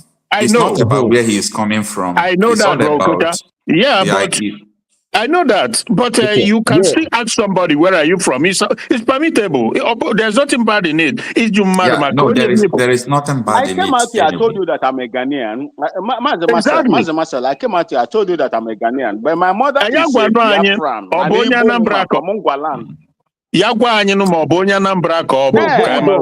want to know where this man is coming from. It's okay. Allow him to respond.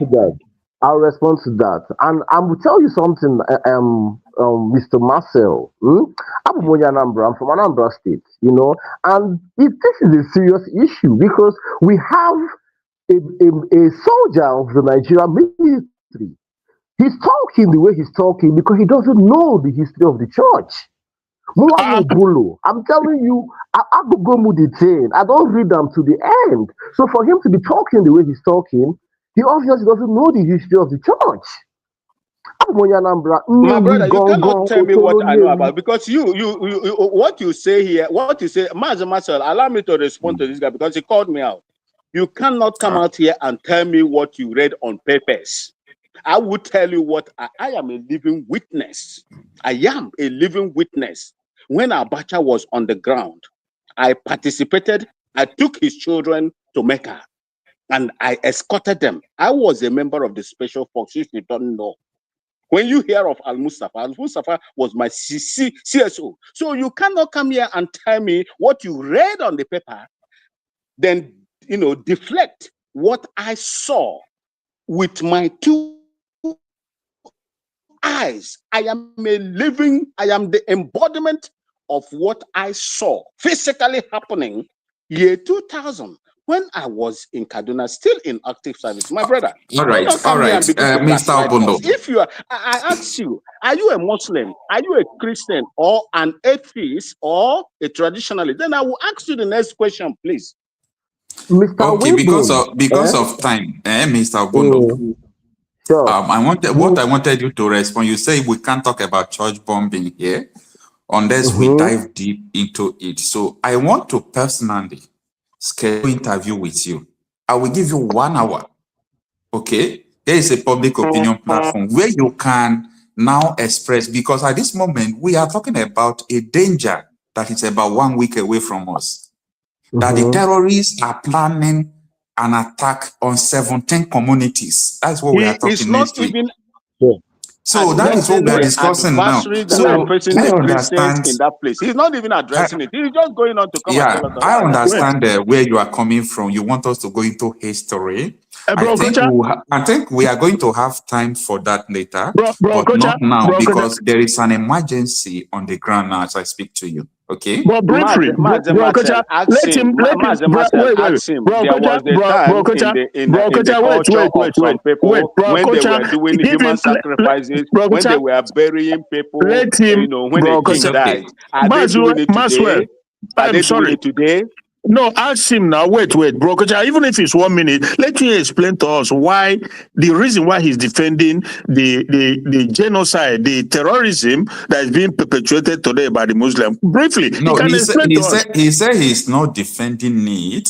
That he want to give the foundation from the beginning. Why even Christianity and Muslim we should not even support none of them. That from the beginning we have our own spirituality. That is why I said I'm going to give him another time. I'm going to give him 1 hour to explain everything about it. Okay, but bro, we're not defending Christianity or Muslim. We're not talking about none of this religion, any religion, but we are talking about the current genocide. Yeah, the terrorism that is being perpetuated by Muslims. Exactly. So we're not talking about history. We're talking about what is happening as we speak now, right in our eyes. So, brother, if you want to talk about history, you can schedule private whatever with Bro Kocha and tell him you are history. But we're talking about what is happening right before our eyes. It's all right. It's all right. So, Mr. Obondo, we have to go to another. We have a lot of guests. Okay. I just want to say one thing before I leave. Okay. I want to say one thing before I leave. And what I want to say is that just to respond to the person that asked the question that why am I siding with the jihadists? It's not a matter of siding. Okay, hold on. And I want to respond to it's not a matter of siding. It's a matter of understanding that I don't just want to act like I know. I want to really be on the path of solution because we want to solve this problem, yeah? So because if you really want to solve this problem, you want to ask yourself, like, do you understand the problem? And to end it for you, you say that we're not talking about history, but you're using the word happening. You cannot talk about happening in its own sense. It's a historical statement. It's all right. It's all right. No, Mr. Christian, it's all right. Let's end it there. If you're in a fire, will you not first put off the fire before you think about what caused the fire? You will wait until fire burning finish. I mean, my dear brother. Okay, thank you. Hey. All right. So, Mr. Obondo, as I said before, I'm going to schedule an interview with you. I really want to hear you speak all these things. I will give you like 1 hour. You will talk about it in our next interview. I will just have that particular time for you, so that you can talk about this history, okay? Thank you so much. Marcel, you see, I love when I love when I come in the midst of people that understand the culture and traditions of the Igbo people before you talk about Nigeria. Let me tell you, Marcel, you are an Igbo man before Nigeria. And whatever that affects your tradition spells who you are. Your dignity spells who you are. When anybody comes to alienate you from your own tradition and culture, that person must be frowned at. I asked this man that is here, that came here. This is not the first time I've been. I was in this platform, some time ago with him as well. It's all right, sir. Like I just told him that I'm going to give him a 1 hour interview time so that he can come and explain. Let it not be that we don't want to hear from him.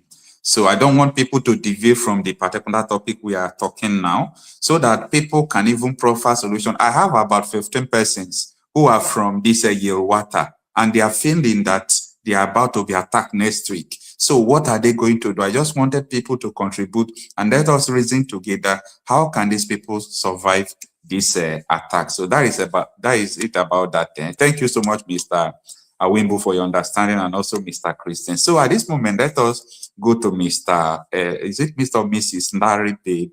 After that, Invisible, you had not Emmanuel, Stay Humble is here, and Mr. Grace. So we have a lot of people. Let us not waste time and go on to them.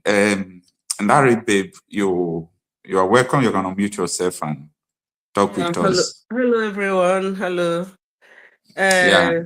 Okocha, this is my first time of coming to your program. Anyway, to be honest, whatever that is going on in Nigeria is pathetic. It's horrible, you know.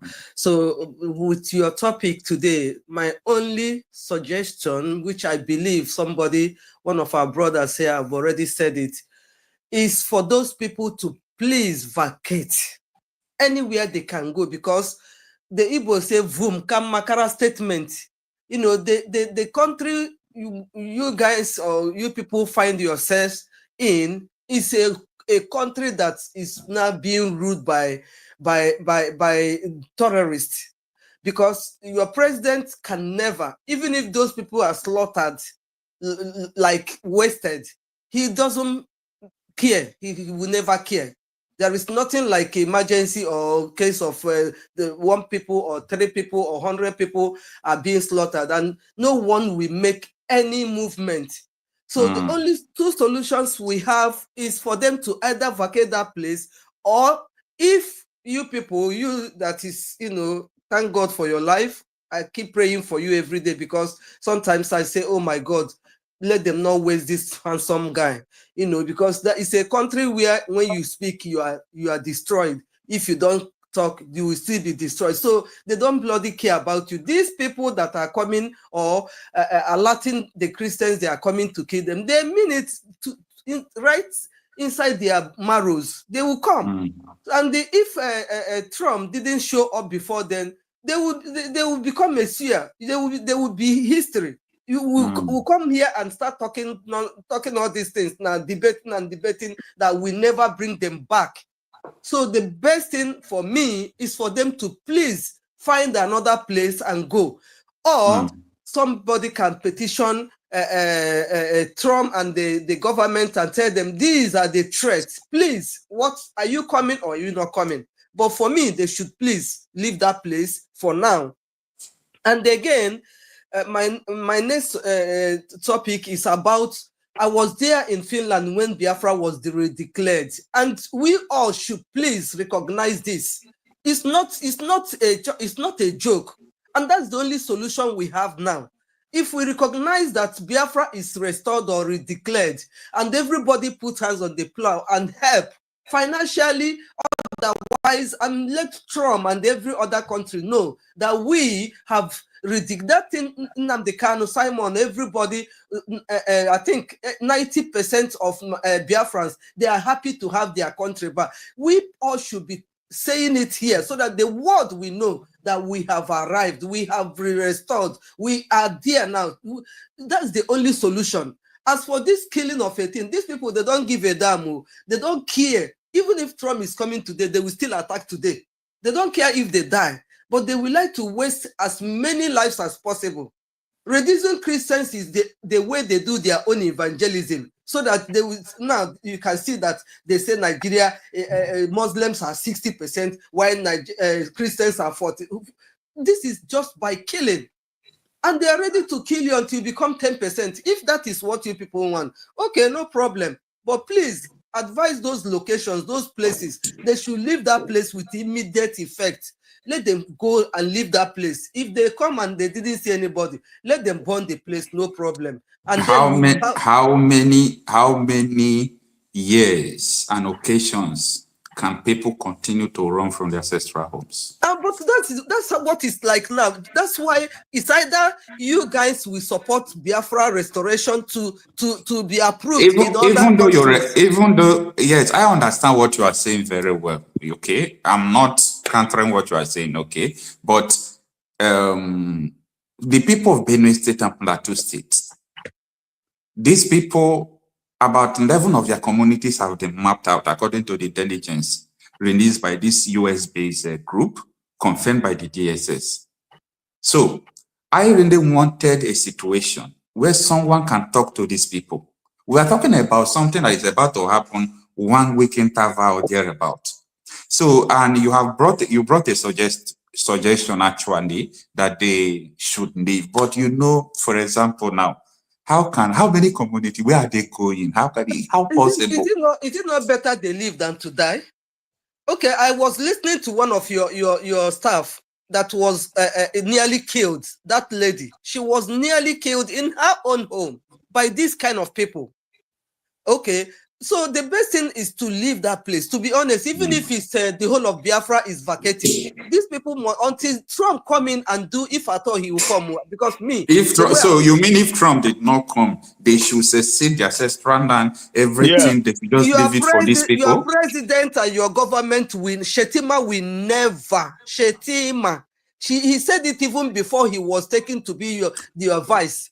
He said even if you see the leg of an Igbo person be eaten by a Fulani, he will even give them water to swallow it and pass. So you understand also, sister, and majority of these people are not Igbos. Unfortunately, that's the way. They have to run away for their life to say. What about, see, I am encouraging them, however, I am encouraging them that if possible, arm yourselves.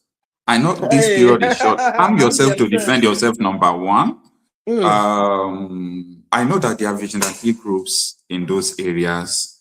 Apart from defending themselves, they should make sure that they get surveillance equipments as possible.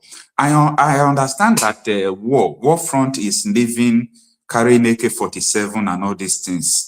Even with bombs, they can even set bombs on them. If they know they have vigilant people, if they are alert, they will use bombs. Yes, they have vigilantes. They have vigilantes. My brother, the best thing is to just your government is the people sending them, so nobody will come to their rescue. That's number one. Number two, all of us should please tell Trump that we have not declared our Biafra. They should leave us alone and do their Muslim thing in their country while we do our Christian thing in our own country. Simple and short.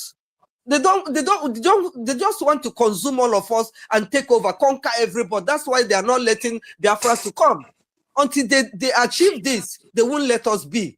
And that's why Nnamdi Kanu is suffering now. Nobody is talking about it. They are threatening every distance. My dear, it's so hard. It's very, very hard. People keep so dying like chicken. Anyway. Can you imagine? Every day people are dying. And not only one person. One person die is generations. Any one person you kill generations. These people are wasting us for no good. And your president, they are happy. They believe they are doing their job very well because that's what he signed for. If he didn't sign that he won't do it, they won't let him sit there. So you people should stop calling about government because you have no government. Where I am, if one person die, it will be all over the news. Nigeria, millions of people will die. Nobody will even hear him. Instead, if other countries intervene, they will say, oh, if it's 1 million, they will tell you it's only 10 people because 10 people doesn't matter. It's nonsense people. Thank you, sister. Thank you so much for joining us. I really appreciate you. All right. Thank you, man. Okay. Let's go on to invisible news so that Master Marcel, you know that I am your Wawa, I am your Okene. I have privilege in this platform. Anytime when I raise my hand, I beg, accept me. Okay, please do that fast so that we can go to the next person.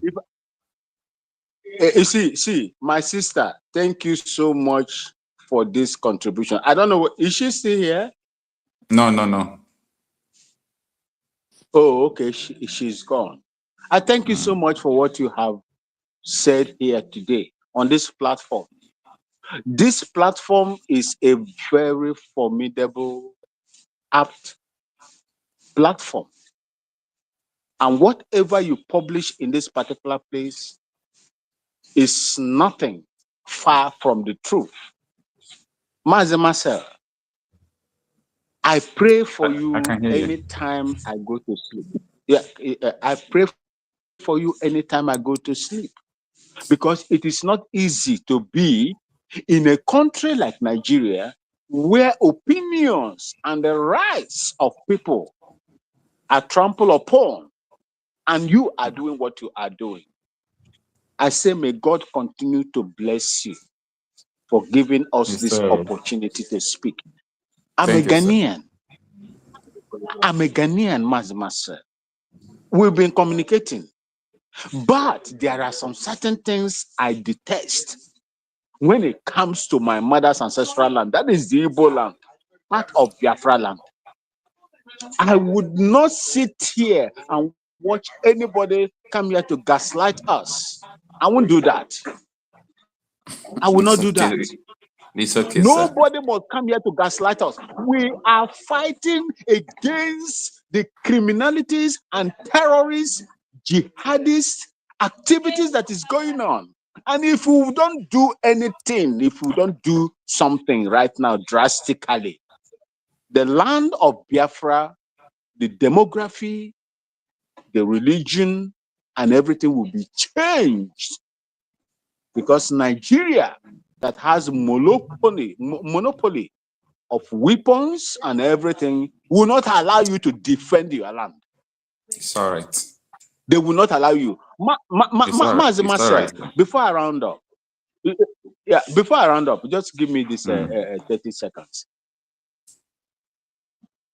Ibrahim, the former IGP, knew what was going to happen today. That was the reason why they took out your first line of defense. When I was growing up, my stepfather had weapons that they were using to protect themselves and use them for hunting. Today, they don't have it anymore. In the entire southern Nigeria, they are struggling to do it. They are struggling. It is disheartening what is happening in that country. Our people, they empowered these terrorists, radical Islamic extremists, to have weapons to kill, but they will not allow our own people to have even a single barrel to defend their land. It's an eyesore. It's disheartening. It's all right, Thank you. Thank you, sir. All right, Invisible, you are welcome. You can unmute yourself and tell us what you have to tell us about this issue. Are you with us? Hello? Okay, all right, let's go to hard Probably note. it's not here. Maybe it's network. Yeah, let's go to hard note. Hard note, good afternoon, thanks for joining us. Yeah, Ramacho, can you hear me? Yeah, I can hear you. Okay, well, I've listened a little bit to the exchange going on. I just want to remember my last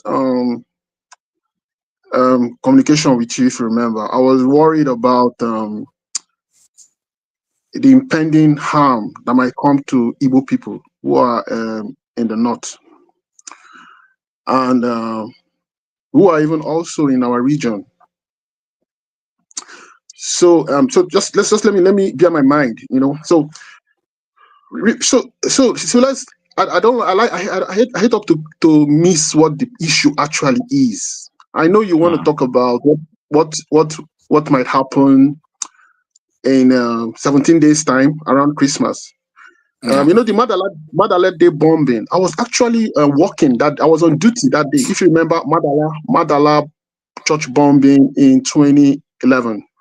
I was that is in Abuja. Yes, Abuja. I worked that day. I was actually I was on duty in Kubwa, Doctors of Charities Hospital, because they rushed the victims from Madala towards the center of Abuja, towards National Hospital. But some of them had to be brought to some of the hospitals that were on the way before they got to National Hospital. So I actually attended to some of the victims, and I'm going to tell you that they were all Igbos, the ones I met, and because it was a Catholic church. So let me just say that in passing, and we are the sacrificial lamb in Nigeria. When Nzogu and his group struck. They struck to save everybody in Nigeria. That is what they had in mind. They were saving the Hausas from the domination of the caliphate. They were saving the thieves in the Middle Belt from the domination of the caliphate. They were saving the Yorubas from the domination of the caliphate because of what the Sultan was doing with Akintola and all these things. And then, of course, ultimately, they were also saving Igbos. That is what they thought. But at the end of everything, you see what happened. Now, their good intention was misconstrued, and all of a sudden, they pounced on us. And look at us after how many years? Millions of our people, innocent men and women, slaughtered in cold blood. These people from the Middle Belt, these so-called Christians that all of us are going up and are talking about, their leaders are still alive. Gowon, T.Y. Danjuma, who killed Ironsi, Gowon, who presided over the Civil War, they are alive. They have not died. And all of us are here, Igbos, going up and down, talking Christians. These people have not apologized for the Civil War. They have not even acknowledged that they did any wrong. They made this situation possible. We cannot be talking about this thing. We want to forget what happened. How can you treat something if you don't really go to the source of the problem? People are talking about Americans to come, Americans to go. That will not really solve anything. It might bring a temporary solution. We must go back to the drawing board and say, how have we all been contributing to this thing? Now, when they had the massacre in Yelwata, and Tinubu visited the place, he did not actually get to the place. And he was forced. It was not his will to visit. He has no choice because the pressure was getting on him. Okay. There was an occasion for wherever he went, where it was because of that massacre.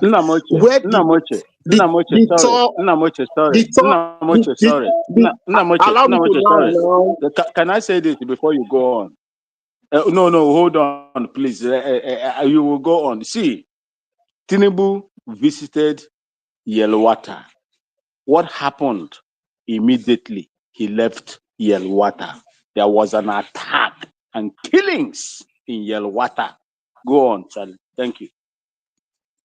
Okay, thank you. So Tinubu got there, and in the presence of Tinubu and also the audience of the whole world who are listening, I don't know if it's the tour of TV or whoever, but it was some leader of the TV community. He came there and he narrated their pain. And then along the line, he mentioned the role they played in defeating Biafra. And he was mentioning this thing as something, as an accolade that they're supposed to be respected within, the space of Nigeria for doing that. Because as an Igbo person who lost uncles and aunts and people who are massacred, people who are escaping from the massacre up north, only to be massacred down in Benue, and then after that, a 3-year war visited on us. I felt very, very pain. So it's like these people don't really understand. They are not happy that they are being slaughtered, but they played a role in slaughtering our people. How is this different? It's the same thing. It's like these people don't really understand. They are not happy that they are being slaughtered, but they played a role in slaughtering our people. How is this different? It's the same thing. Somebody's mic is on. Yes, somebody should off his mic, please. Somebody's mic is on.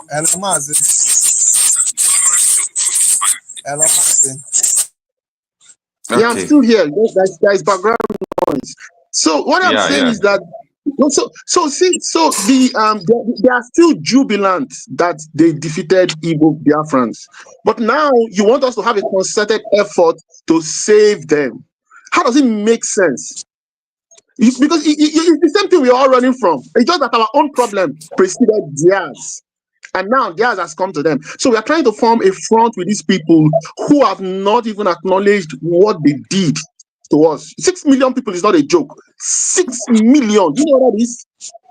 So when I even talked about, okay, now Mazi Nnamdi Kanu has been put away by a Yoruba judge.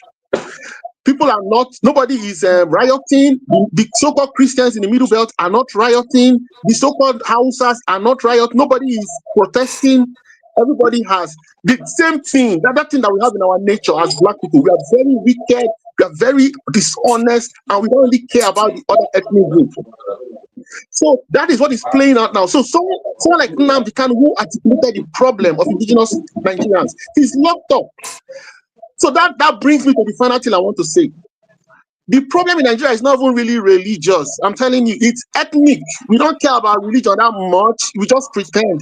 It is ethnic based. We do not care about people of other ethnicities. That is the truth. And so if you're looking for a solution, it should be along that line. People of similar ethnicity should try to save themselves from Nigeria by any means necessary. And it is what we as Igbos have chosen to do, to pursue Biafra. But we are being jeopardized and sabotaged by other ethnic groups. These same ethnic groups who are crying out now. And also your people. Exactly. Yeah, I agree. We also have internal people also jeopardizing us. People, Maggie, before I leave, I don't want to look. I'm really just concerned about Igbo people in the north. Because when Uzogu was interfering, he did not think. I think they brought it up to him. Ben Gulie, some people mentioned it to him, but they're going to think this is an Igbo coup. But he didn't worry too much about it. He said he wanted to do the right thing. And then you see the aftermath. Now the narrative is that Igbos, IPOB, that we have gone to bring the Americans to come and invade the Muslim world in the north and in Nigeria. That is the narrative being bandied now. So the Muslim world, remember, the Muslim world includes other Muslims around the whole world. They will call for a jihad, and they will say that it is the Igbo people who brought this upon them in Nigeria, and they will come after us. Who cares? So no, don't say who cares. Don't say that. This is what cost the 96 million. So listen, the Igbo people in the north should leave, because once these people start coming in, they're going to start pouncing and start massacring them. Yeah, so you can say that. That's okay. So our Igbo people in the north should leave. And please don't say who cares. I care about every single Igbo person that has been killed and who is alive. I don't care about Nigerians. I care about Igbo people. So if Igbo people should leave the north, that's what I was going to say. Any solution we are profiling here, think about your brothers, Igbo people. It is Igbos that they are going the way Nigeria always finds a way to pit on Igbos. They will what about the Middle Belts that they are killing mercilessly? Let me ask you, okay, what about Gowon? Where is Gowon? Where is T.Y. Danjuma? Those are their leaders. They have billions and billions of money they've plundered from the resources of Biafra land. They just buy weapons and arm their people. Why do you have to worry about them? There's something I wanted to tell him briefly, less than a second, if you don't mind. Okay. Yeah, because he made reference to the fact. He said, first of all, he said that we are jumping up because of what is happening to the Middle Belt and stuff like that. Because in other words, that they supported when they were massacring us as Biafrans. Now, we are not doing it because of them, although it's partly because they are human beings, but we are doing it because these people, these jihadists, this caliphate, these terrorists, they are not massacring only the Middle Beltans who are Christians. They are massacring the Igbo too. Or do you not know that? And so don't think that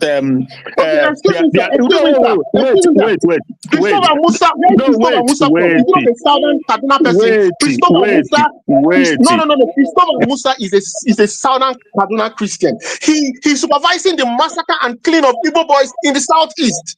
There are so many people of Middle Belt extraction who are in the Nigerian army, and they're in the southeast fighting any effort we are trying to do to break away from Nigeria. So what are you talking about?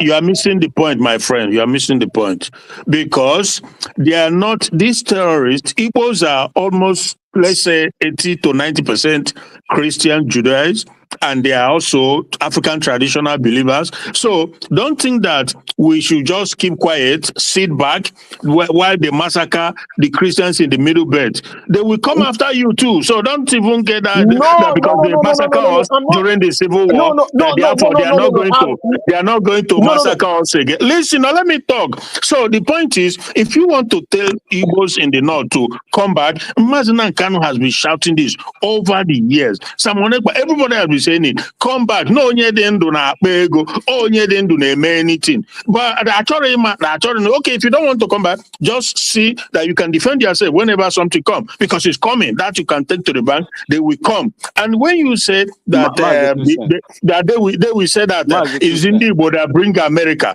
We don't care. Whoever bring America, bring America. If they want to fight, our people should prepare themselves and defend themselves. Simple.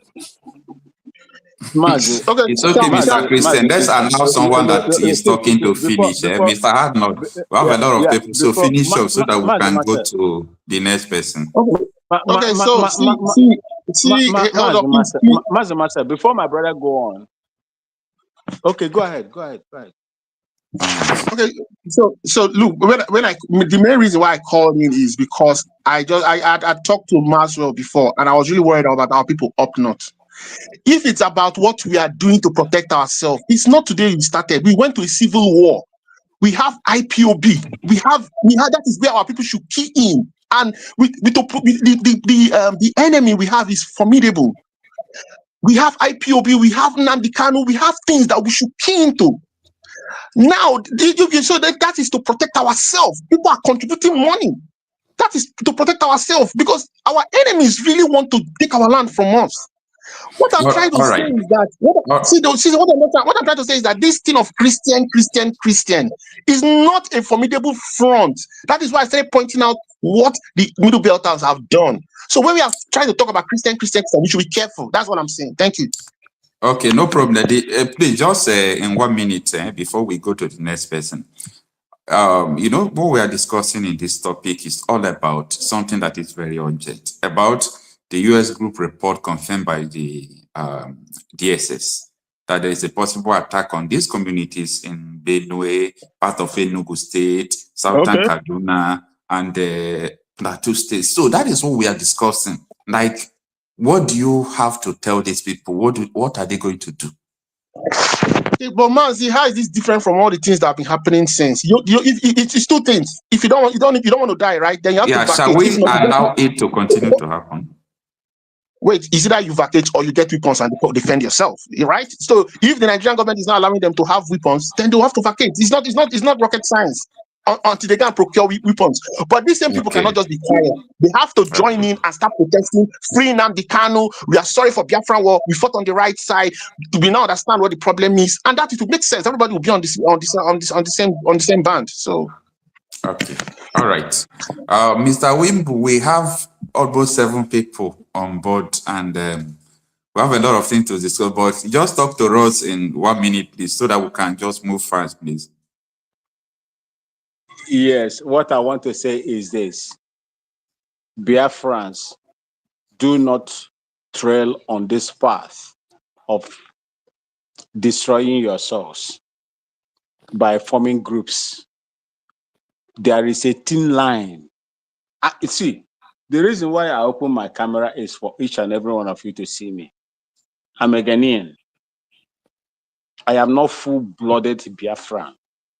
The only thing that connects me with Biafra, with you, is Biafra. I have served the Nigerian Army Force in different capacities, especially in the military.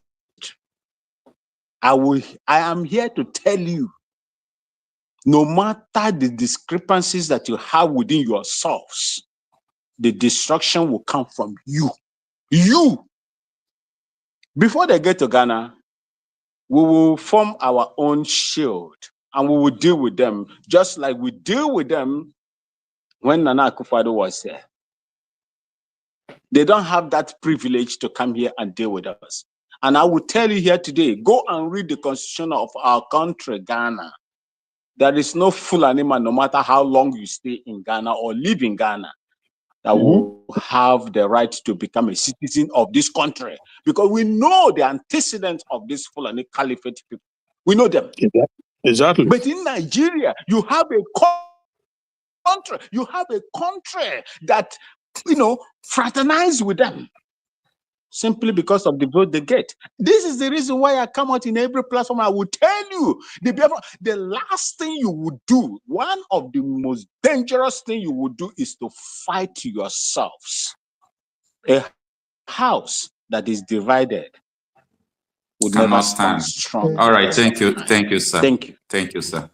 Stay humble, please. You can open your mic and join us, and we just have a few minutes to go. Are you with us? You can unmute yourselves. Yeah, I'm with you. Thank All you right, very good much. afternoon. Thanks for joining us. Yeah, good afternoon. All right, if you have joined us before now, you will understand what we are discussing and the news of attack, possible attack that is coming to some cities. What do you have to say about that?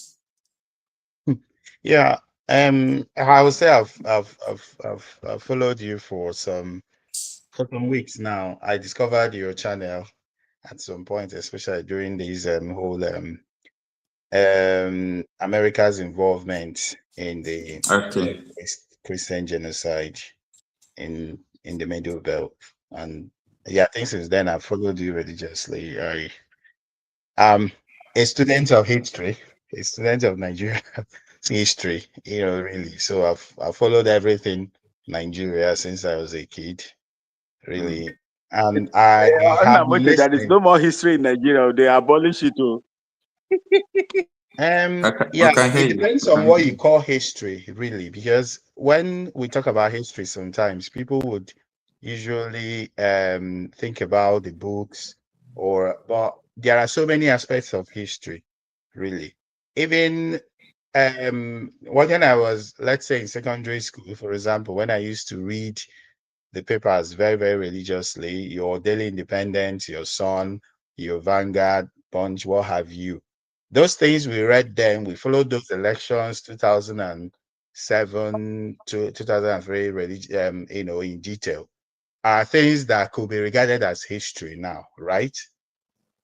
Which I know so many young people also do not know about. And, that lacuna becomes evident each time we discuss issues around Nigeria, etc. But the main topic today is about the suspected plans by the jihadists, which we want to call them because that's what they are, who are planning to attack Christian communities in the Middle Belt. And previously the Nigerian government, as expected, would deny that, and then now they are saying, just like you said earlier, I've not read it, that it's true, and there are reports to that effect. And what I think is that they too, because they are complicit in all these things, also want to create some kind of scare. So that those people will actually vacate their communities. Like someone suggested here just some minutes ago, that those people should leave, find somewhere and run to. How long would they for how long would they continue running? And where are they running to? So because the aim of those attacks and rumors and scaremongering is for them to actually vacate their ancestral lands. Yeah. So that those lands will be taken over by the terrorists and jihadists. But what I would say might be a little bit different from what you think I would say. My question, to the Middle Belters, because each time I listen to them also talk, they don't still believe that this Nigeria, be discussed.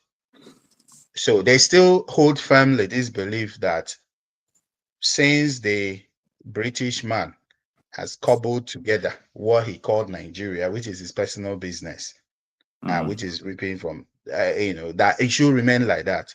Whereas all the other European countries that were cobbled together previously have all disintegrated, and they've attained some degree of nationhood. We used to have the Netherlands, old Netherlands, which had the present Netherlands and Belgium. And at some point, they had to just go their way. We used to have Yugoslavia, which had your present day Serbia, Montenegro, Bosnia Herzegovina, Slovenia, Croatia, and North Macedonia. At some point, and then you have the Albania, the Kosovo, etc. At some point, they all had to chart their own course and attain some degree of nationhood. And each time this question comes, many people would have this opinion that no, this is a no-go here, don't touch it, since it is God's will, that it is well, yeah. God's will is also good, but God has also given us that intuition, to try to make with what is created and try to find ways of making things better for us, the society better for us. So yeah, I think that's also one other discussion that these people start having at some point. Yeah, if you talk about our brothers in the so-called Niger Delta, for example, the so-called South, recently the antagonism towards different nations has reduced because it is America now pushing it. If it's your fellow Igbos or Nigerians, their opinions don't matter. But once it's the white man, it's because they've had rumor that it looks like America wants to create, which I don't, really subscribe to. Some nations out of Nigeria, they are not happy with it since it's the white man. Nobody's now, abusing the Biafra agitators, from that side. But most importantly, what we should do to help this situation, to help our brothers in the middle belt, because no matter how you see it, whatever happens to one happens to everyone. Because the Nigeria that we find ourselves in, if things are bad in Benue, for example, things that will also be bad everywhere else. So what we should do is to continue the advocacy that we are doing. I'm very happy for my brother Okocha, who has been very, very ardent, who has been very, very consistent, with telling the truth to power. It should continue in that. And also what we are doing, how we've been shouting, how we've been, publishing that these things that are happening, they are really bad, and we really need to tackle. We should continue. Someone mentioned previously that our youths are not doing much, this and that. So that is not true, really, because if you look back at 2022, what our youths did when Peter Obi contested for presidency, they were really, the heroes.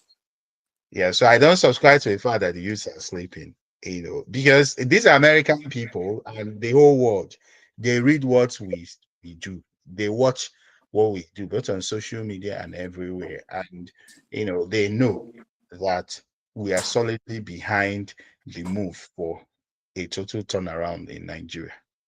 Thank you. All right, thank you so much, Steham. I really appreciate your contribution. All right.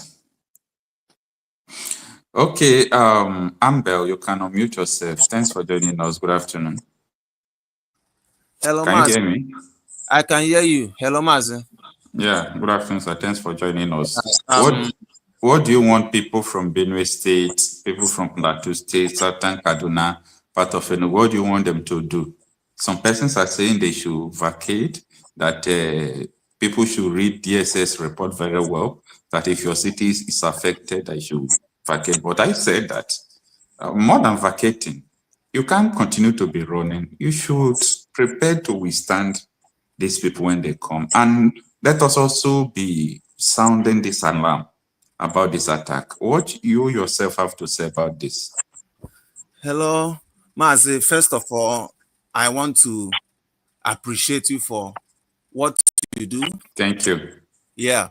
Do you know that every day I watch you every day here in the United States? Every morning, if I want to go and make my tea, I will pause it so that I don't miss anything going on in Nigeria. I appreciate that. Though I didn't leave the country when I was still a kid, I left when I'm already grown. I saw all these things firsthand. And even while I was in Nigeria, it is always one of my major arguments with my fellow brothers, my fellow Nigerians. And I want to appreciate you once again. My wife is not a Nigerian, and every day she's watching this thing with me, and she asks me, why is it that the president cannot do something? And I keep telling her, the president is part of this issue, because before Tinubu became the president, he had an agreement with the Fulani herdsmen, even though I wasn't there, but the handwriting is already on the wall. Because you can't tell me that you came into power with through the back door. Then when you came, you now want to shut the back door. It doesn't happen like that. So the government already is a part of this thing. That's by the way. So another problem we are having is Nigerian youth and religion. Religion has made people to be docile, and because of money, our religious institutions are not preaching the right thing. I could still remember when growing up, my dad used to tell us that time about women riots and all that. If that kind of energy can be exercised in all communities in Nigeria, I tell you, this whole thing will stop. But do you just understand that, like that of Aba women, Taraba women protested last week and they shot 11 people down on the spot? Women, mothers, wives. I saw it. Some women were protesting without clothes and all that. But let me tell you, they were gunned down by the soldiers who feel that what they are doing is haram. Yes. Do you now understand where all this issue of Sharia and all those things, if we are telling you people that it has infiltrated the country, they are in the army, they are in the government, they are in Aso Rock, they are everywhere. So a Nigerian soldier called women protesting haram and they shot 11 people to death instantly. And nobody is talking about it. Mazi. In Adamawa State, Mazi Marcel. Mazi. Okay, in Adamawa, sorry. Mazi, there's a kind of mind I have. If not for Uzi and waiting person go do, you understand? You see the whole governors in Southeast. All the governors in Southeast should be confronted, not just with placards. You understand? This is something that needs to be practical. Let's be honest, because one, these people have been doing all sorts of things. Then go come reach our own turn. We go now they do say this today, do say. Israel takes the bull by the horn. Our problem is that most of our youths have been compromised, brainwashed. Everything is not money. If you have money and you don't have a safe environment to enjoy that money is useless. You understand? So if those governors in the Southeast will be confronted, I'm telling you, they will be on hot seats and they will have no other option to either resign or do the right thing, because they are the ones in charge of the grassroots level. This is a grassroots issue. Grassroots is not just about coming to Twitter, coming to social media and all that. The government of each state should be confronted. If they are confronted, they will have no other choice. And the youth should also have like a youth leader, not the one that can be bought with money. Because if all the villages in the Southeast, not just the communities, the little sub villages in the communities, we have youth leaders. Those closer to the forest and all that. Is start to do this protection, because at this point the people cannot do anything. They can't do anything, because even America, I'm here in the United States, let me say it, even here in America has its own challenges already going on. And now this thing is politically motivated now, because Tinubu wants to go for his second term. He wants his second term to be sacrosanct. You understand? Now, Donald Trump coming in will lowball his authority in Nigeria. So Tinubu don't really want Donald Trump to come, because if Donald Trump want to come, he would have come a long time ago. I know what I'm saying. You understand? It's all right. So now, let me not waste the whole time. The problem is either they divide Nigeria into region. That will save this mess. Because even if America should come now and fight, are they fighting to make Nigeria a secular state, or are they fighting to kill terrorists? Because one, if Islam were to be another religion, I would say Nigeria can work.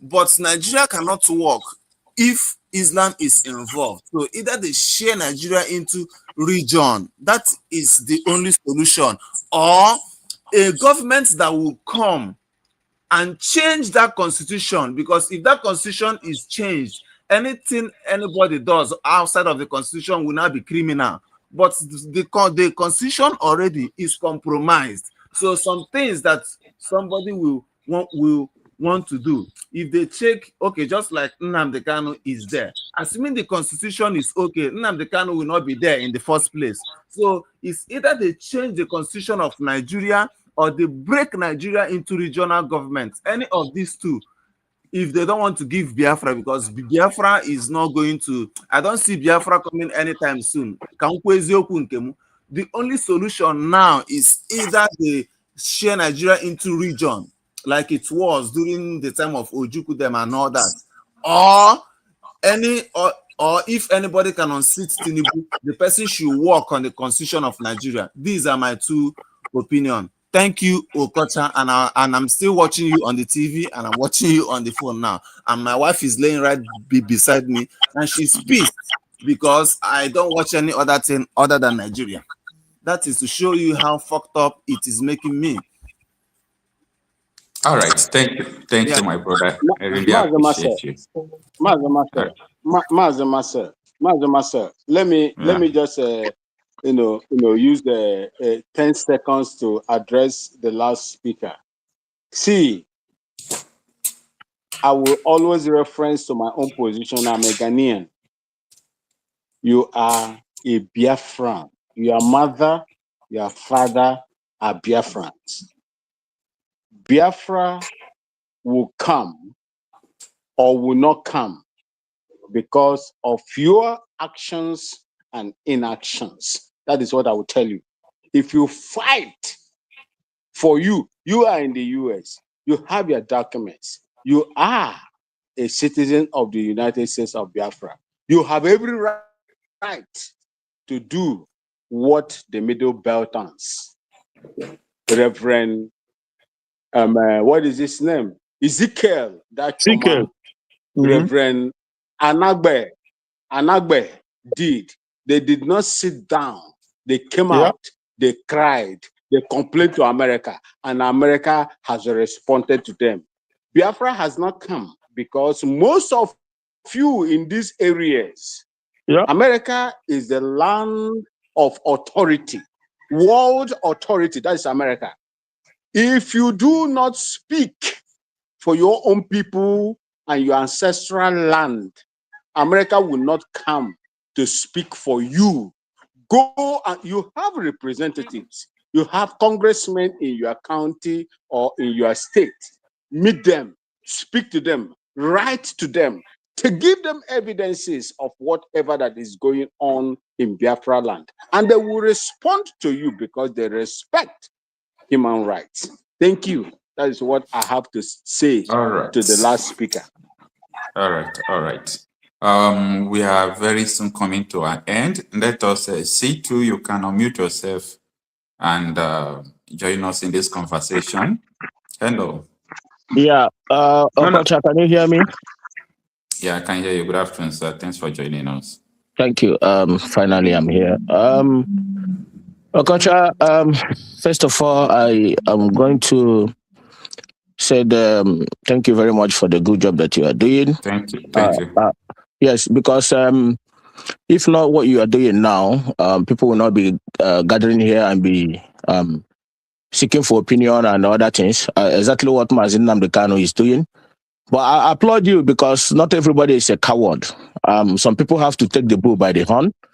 I myself am not a coward. That's why I speak in anywhere I go to defend my people.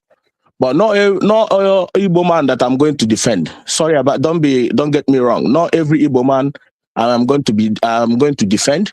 I'm going to defend the ones that have their brain intact. Okay. Now let's go to the reason why I'm here. On your topic today. Believe you me, they will attack the Christian and kill them. Nothing will happen in Nigeria. I'm telling you. And I don't want in a situation where people will say people should evacuate. That's a statement of a coward. You shouldn't evacuate your land. That is exactly what they want you to do. Put those fears and they will get you right there. People need to stand up and fight. Okay? Fight to the end. I remember when Donald Trump was shot, he was asking his supporters and America to fight. You to fight. That is a statement of a brave man, not a coward. Yeah. Now, Okocha, I will be saying something. Believe you me, God knows when some of the people who have their brain intact have been saying that Nigeria has gone to the hand of the terrorist Fulanis. You can remember that Commodore. That Commodore had been playing his music, interview. Yes, Kulaumi. That one should have been a time bomb if Nigeria was a country. He should have set an example. That one did not set an example. Another one when they went to the Nigeria Defense Academy and killed a general in their cold blood. That one could have sent an atomic bomb in Nigeria, but he didn't. Do you know that America can go to war because of one of their citizens being killed? We all know this. America can go to war. But Nigeria is a place which the Fulanis have captured. Nobody should. I will not come here to deceive myself. 100%. They have been planning this thing for. Look at when Usman Danfodio, or what is the name of that terrorist? The Fulanis are very patient in doing what they are doing. Okay, I read them. I understand their handwriting and what they are doing. They came. They throw one leg in the ocean. If that ocean is deep, they will go back and plan what they will use to cross it. When the ocean is not deep, they will throw the next leg and then keep going. And they have to, make sure they get what they want. Now, they have been planning all these things and Nigerians have been sleeping for God knows no when. And now they have captured Nigeria. Do you think they're going to go back? No, Nigeria has been captured. I am going to speak the truth here so that everybody will understand. And if you doubt it, then that is your entire business automatically. Do you know that all this why? I remember Pastor Bosun, I don't know if you should play his tape here, that was still shouting about all these things, about Nigeria. Now, if these people can went to Nigerian Defense Academy and kill and infiltrate that place and kill, Bosu come here and tell you, what do you think left again in Nigeria? Do you know that the agenda, the Benue that are being killed now, Benue resist them during the first war they have been bringing to Nigeria. Benue resist them from not to conquer their land, and those their brave fathers resist them. But they now feel that this is not the time. They now go back and plan it very well. Okay, and they plan it very well this time around, and they succeeded.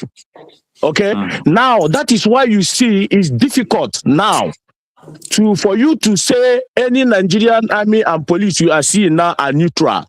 They are not neutral. That is why T.Y. Danjuma can come and tell you that Nigerian armed forces are not neutral. When somebody like T.Y. Danjuma, people don't reason. This is the problem I have with the people. It goes me mad. That's why Namaz the kind of say, he doesn't want to see you people, because if somebody does not reason, he gives Mazinam the kind of headache. Yeah. That is why sometimes he shouts. What is in the brain of the black man? Do you know that this man came out? Only the T.Y. Danjuma confession can trigger tsunami, but Nigerians keep those eyes. Nothing happened. Do you know that when that man came out, this is somebody who still have people as he stands now. He's a former defense minister or something like that, who came out and tell Nigeria, defend yourself, that militaries are collude. The armed forces are not neutral, they are collude. Do you know when a national guard, when the army that is supposed to defend the border are collude, are not neutral anymore, the country is automatically finished? Because it's the military that are going to decide if they're going to restore the country or not. But whereby the country, the military himself has been, jeopardized. Then here comes the problem. Because do you think that these people, what they have been planning for donkey years, now they have gotten it? Do you think they're going to go back? They are not going to go back. People still don't understand what the meaning of Muslim ticket means. Now, I will explain. Because you know what is killing us? When you start telling our people, look at what is going to come. When they don't hear and when it happens, I will still come and tell them, we told you so. You see Nigerian military assistance now. Why do you think that this ragtag Boko Haram, they said to you, they created Boko Haram.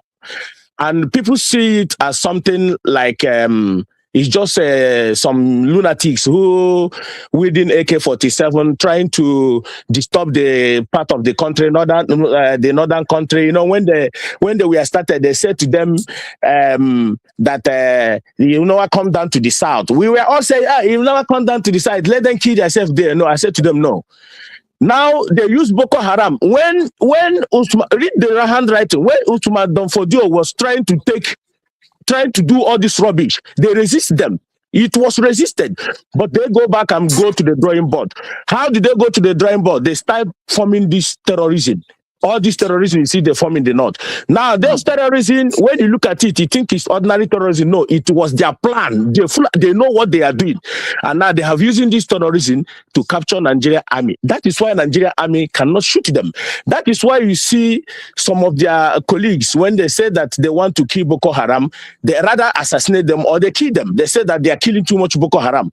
Now, Boko Haram and all these terrorists have infiltrated Nigerian military, navy, name it, they are there. That is why a general can give a distress call to be rescued. Before you know it, he never know that he was talking to a Boko Haram, and the Boko Haram tell the terrorist exactly where he is, and they capture him and kill him. You see that? So it will take how this thing is going to play on. Let me tell you how all this thing is going to be, get rid of. I am here watching you when you were shouting that all these people that are campaigning in 2027 are terrorists. Yeah, I said they are terrorists. Most of them are terror sponsors. Most of them are terror sponsors. Thank you. Most of them are terror sponsors. But people do not understand exactly what you were crying. But I do.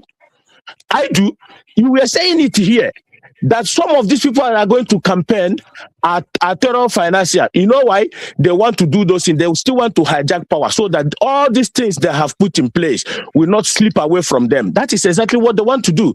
But did our people understand it? They didn't understand. Did the Igbo politicians understand it? They didn't understand it. Right. Let me come to the southeast before I go, Okocha, please, because I have the opportunity today, bear with me, to speak to our people. Ignorance is a disease. I am happy that I'm not ignorant and I'm not stupid. Okay? Nnamdi Kanu, who left everything he was doing in London with good life. He left it not because he's selfish, very well punished, educated, and left all these things. Nnamdi Kanu knows that we are in trouble. He knows quite very well that we are in trouble. What did he do? He now starts educating our people. He takes his time to educate our people that these things are going to happen. All these things are going to come. How are you prepared? At the point, he went to Igbo World Congress and said to them, we are going to defend our people. But if you fail, when the time comes, if you call me to come and take whatever, he will decline. He said it today. The video is there. Do you know that our people that were supposed to even carry it to the United States Congress, they refuse? Some of them were asking him, what passport did you even come here with? Those people now, they are nowhere to be found. Okay, let me cut the story short. Do you know that the man who single-handedly formed ESM to checkmate these Fulanis, these terrorists, marauders, these killers, these barbarians, these blood-sucking demon Fulani terrorists. Nnamdi Kanu wrote Igbo politicians, Igbo governors, make sure you single-handedly create securities to checkmate these people, stop them from killing our mothers, raping our sisters. The video, you see, everybody have keep quiet now because they don't see those videos no more where these people were doing all manner of rubbish in our land. They don't see it no more. It looks like nothing is happening again. He begged them, wrote letter to, that's why I said to them, publish the letter Nnamdi Kanu, wrote to you people so that the world will see. Not just he just wake up and form his Eastern Security Network. He knows that these people are cowards. They are not going to do nothing. Every Igbo politicians you see have his own boyfriend in the north. They all wear pampas. I speak to you now what I know. Now, they refuse. You know what they call them? Their boyfriend in the north said to them, nah, don't worry about that. Don't form any security. Nnamdi Kanu know exactly what he was doing. He formed ESM to checkmate these people. ESM, single hand, in fact, these guys do a wonderful, absolutely job. We can test it. Everybody can testify of this, except the ignorant one. They drove these people away from Biafra land. Even Mieti Allah was even shouting their own terrorists to leave, some of their terrorists to leave Igbo land. It's on news. Yet Allah was begging them to leave, that place was hot to them. Because who chased them away? It was ESM who did that job. First, Nnamdi Kanu said to them, do not touch any Fulani man that is doing his legitimate business. But you see these people that are with AK-47, these terrorists, chase them away. He said, chase them away from where they come from. Just chase them away. And ESM uphold that leverage and chase them away. They've been chased away. But guess what? Who bring them back? It was Igbo, the same Igbo politicians. Ike Ekweremade and co. That's why God are punishing them. Therefore, Mahi, Hope Uzodinma, Ugwani, name them. And some Ohanese and Igbo politicians, they went and brought the killers back in our land. These are the killers you see now. We are all finding solution to chase them away again. Because instead of them to turn blind eyes and leave ESM to do their work, they begin to, bring military, DSS, army, whatever they have to be killing the people who came to kill us. The same people now that Nigerians are finding solutions. Look at senators saying they have come to their neck. This, that. Somebody that you put in jail, find a solution to checkmate these people in their own land. Then you throw Nnamdi Kanu in jail. Somebody who form security to checkmate these people. Now you throw him in jail. That is why I say that our people in America, some of them are so useless. Sorry to say this, but it's the truth. They feel that to come in on social media to yap is the only answer. You have your representative. How did Dachumo make his voice heard? Because the man have evidence, piling it. And when the time comes, he strike. And America begin to see. America work with evidence. And they have seen that this man have everything he was doing. And the people of Benue, we are writing, not the Igbo. Let me be honest with you. It wasn't the Igbo people who wrote anything about him. It was the Benue people. The Plateaus who wrote Okocha. If I'm not saying anything lie here. I can't lie. No, you are right, including the new INEC chairman. The new INEC chairman wrote. Of course. Also, 2021. I am exactly. aware of that.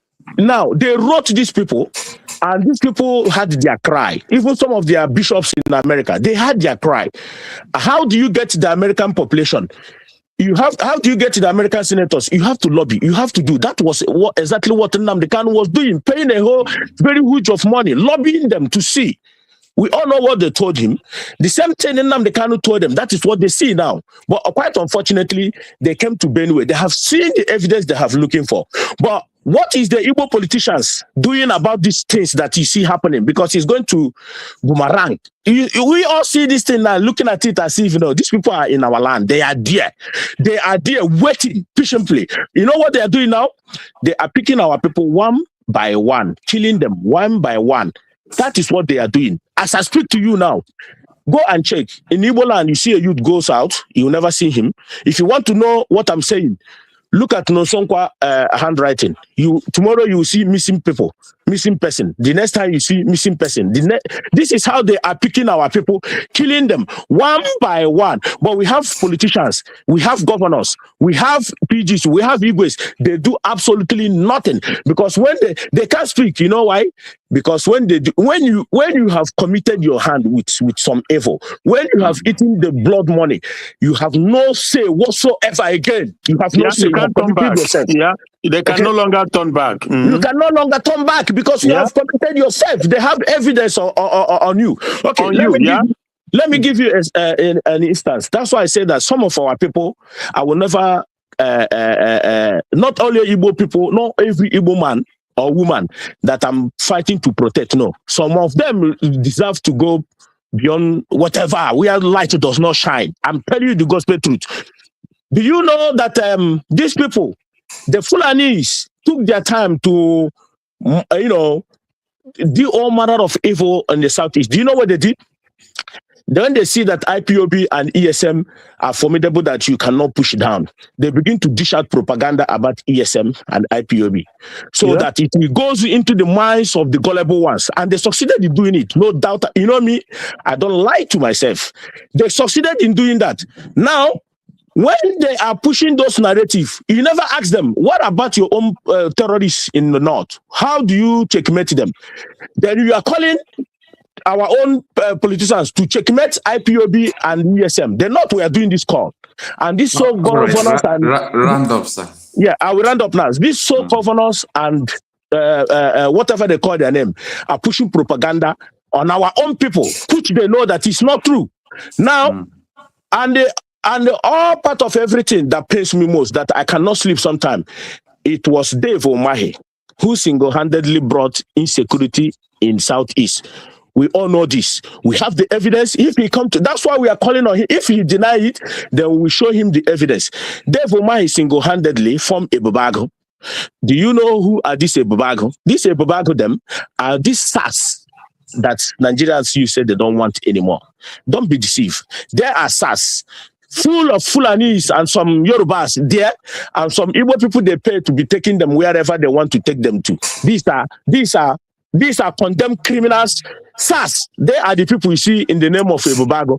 Okocha, we have evidence of some of them. Some of these SARS, what they have done in our land. But before I go, let me tell you something.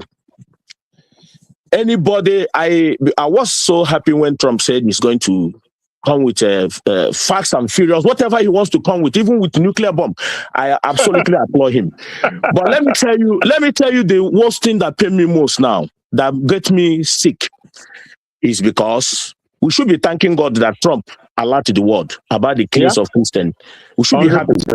Yeah. But let me tell you, if it was Democrats that's in power now, forget it. Nigeria, these people would have run over Nigeria by now. 100%. That is why you see them sponsoring Kamala Harris. They know what they are doing. We have the intel. But do you know the worst part of it? They are diverting the attention of Trump by Democrats, as I speak to you now, by beginning to bring, you know what they're bringing now?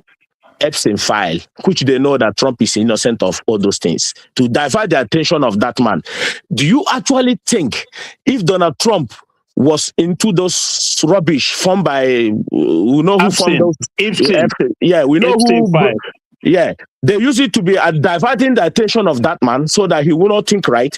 Do you think if Donald Trump was actually in those shit when they were campaigning, do you think Democrats will not release it? They could have released it against him. Why are they releasing it now? Because they know that that man is doing a fantastically job. He's doing absolutely job. And I have to say to you that some CIS are still listening to your brokers. Don't be deceived about that. I can tell you for this one now for free. So they know that this is the only way. Democrats, a devilish party in America, they know that this is the only way they can use to divert the attention of this good man, this Trump, that is trying to save humanity in Nigeria as I speak today. But you know the worst part of it, some people that call themselves activists in Nigeria, look at what you are doing, taking your time. You have a family to look after. What they do is They will tell you about people, their husband is being run away. Anytime they bring a good topic to fight, you will see somebody from nowhere will tell you to go, let's go and clean in the street. The street that's meant for government that's supposed to clean. VDM, no, I don't call them. Don't just call them here. I don't call them. I'll just give you it's not that I'm afraid. Because Okocha is a very popular person now. When they brought a very good something to discuss, you will see somebody will bring somebody that his wife is being divorced. They will tell you that somebody is being they will distract the advantage that we have to let the international community know. But the international community itself are still doubting that Nigerians are useless. They're saying it. How can something like this be happening and everybody keep quiet? This is what they are saying. If not because of Trump who put this pressure, do you think that these people are ready even to discuss it in the house of the Akpagmaya parliament or whatever they call themselves? Do you think Akpabio will tell you that Trump is on their neck? They will never discuss it. They all want you to die so that they will accomplish their mission. Now, let me go to Ngige. Oh, goodness me. The Southeast have to wake up. Because the Igbo politicians have sold their hand into blood. You know what they're using against them? You know, the late Ifeanyi Oba was trying to be assassinated. Nobody investigated. Now, Ngige, failed assassination. If Ngige assassination was successful, they will say it's IPOB and ESM. That is what they will bury. But look at the people that trying to assassinate Ngige now are the people holding him. Do you see how he plays? Our people should wake up. Because you know why? These Eastern politicians brought in devilish killers in our land, thinking they want to, smear Nnamdi Kanu, they want to rubbish him, they want to do everything to destroy IPOB and ESM. They now pack criminals and condemn criminals in our land, thinking that, let's stop Nnamdi Kanu. Now they can't speak about it. Even with Asari Dokubo boys, they brought it there. We all know what they are doing. We know what they are doing. They brought all these people to smear Nnamdi Kanu, to destroy, everything, so that when our people hear ESM and IPOB, it will become taboo. But the wise ones are still there. Okay? So that is exactly what they want to do. Now, I am asking Igbo politicians, can you please guidely remove all those criminals you bring in Igbo land so that there will be peace? And then I hate when people, an elderly man, somebody who said that he's learned, if they were being interviewed, you will come up on national television that the world are listening, say, releasing Nnamdi Kanu, so there will be peace in Southeast. You are a criminal. There was a peace in the Southeast. They should stop sending this narrative. Stop releasing Nnamdi Kanu, so there will be peace in the Southeast. When you are saying all these things, you are more fueling more atrocity, so that these people will be committing more atrocity, thinking there is insecurity in the Southeast. There is no insecurity in the Southeast. The insecurity in the Southeast is seeing. It was Dave Omahe and Hope Uzodinma and some Igbo politicians that manufacture it and keep it there for their own selfish reason. Okocha, I would have saved more, but thank you very much. I do appreciate you for giving me this opportunity. All right. There is something I wanted to tell you, but it's not for public consumption. I am being very careful, so we will talk about that on WhatsApp. Okay. All right. Everything that has a beginning must surely have an end. Of course. We are supposed to be coming to the end of the program. I don't know whether I've brought Mr. Greg in, and I still have many people on the studio, like Festus, Benox, Oba. I think I will beg for pardon for them to join us tomorrow as well. I don't really know. But Mr. Greg, I don't know if you have spoken to us before. I just let me just add 1 minute, then I go in. I'm a very patient person. I give it more time. Okay. Yes. Thank you one more time. I just want to add a little bit something to this my brother's submission. The problem we have today is caused by Obama and Hillary Clinton. When you remember during the time of Boko Haram, the wife of a very gentleman, Mr. Clinton, that I love so much, the wife, I can call her with Obama Evo, because they say that Boko Haram is not terrorist. So they contributed to what is happening to us today. That is number one. Number two is now that these people say that they will be coming to attack our people, it's left for our community to rise up. It's left for the Biafra groups to rise up and defend their land. I'm not calling up the Benue people. If they want to allow the people to destroy them totally and they sleep waiting for Tinubu to come. Tinubu that allowed during the election the Igbo business destroyed in Lagos, and many of them were killed. And he entered as a president, he did not even comment anything about it till today. And instead, he's preparing to come against them. Instead, he promoted the people who organized the cleans and destruction of Igbo business, and he promoted them into ambassadors and all the rest. So it's less for them because they will not do anything. If a man is sitting as a president and they will kill 200 people in Benue one night, and after 3 days he don't say one word until when Pope raise that issue before he come out, and the right person will be waiting for this man to come and rescue him when he is one of the people who is sponsoring the people who are killing these guys in every village, in every indigenous area. So waiting for Tinubu and his defense to come and defend you. The only thing that Tinubu and Mustafa want to defend is the whole Nigeria together by force with their terrorist armies in the southeast. So any other thing, they are not interested. If they want to wipe out the whole Benue tomorrow, Tinubu is not interested. So it's left for the Benue people to rise up. That's why I blame Otom to death. Otom had the opportunity to defend his people and arm them to defend their people, but he was and he cannot defend your people if you're a coward. If he had armed those people, many lives would have saved in Benue. I'm not talking about the one that called himself a priest. That one is just, let me not use bad word against him. So, but what I'm trying to tell the plateau, the Benue people and the Christians in every region, because it pains me when they burn in any church they burn, the Igbo suffer more in any part of the world, in any part of Nigeria, because they are more in every church numbers. So let them defend themselves, especially in this Christmas, and be very, very alert to watch and know what is coming up against them.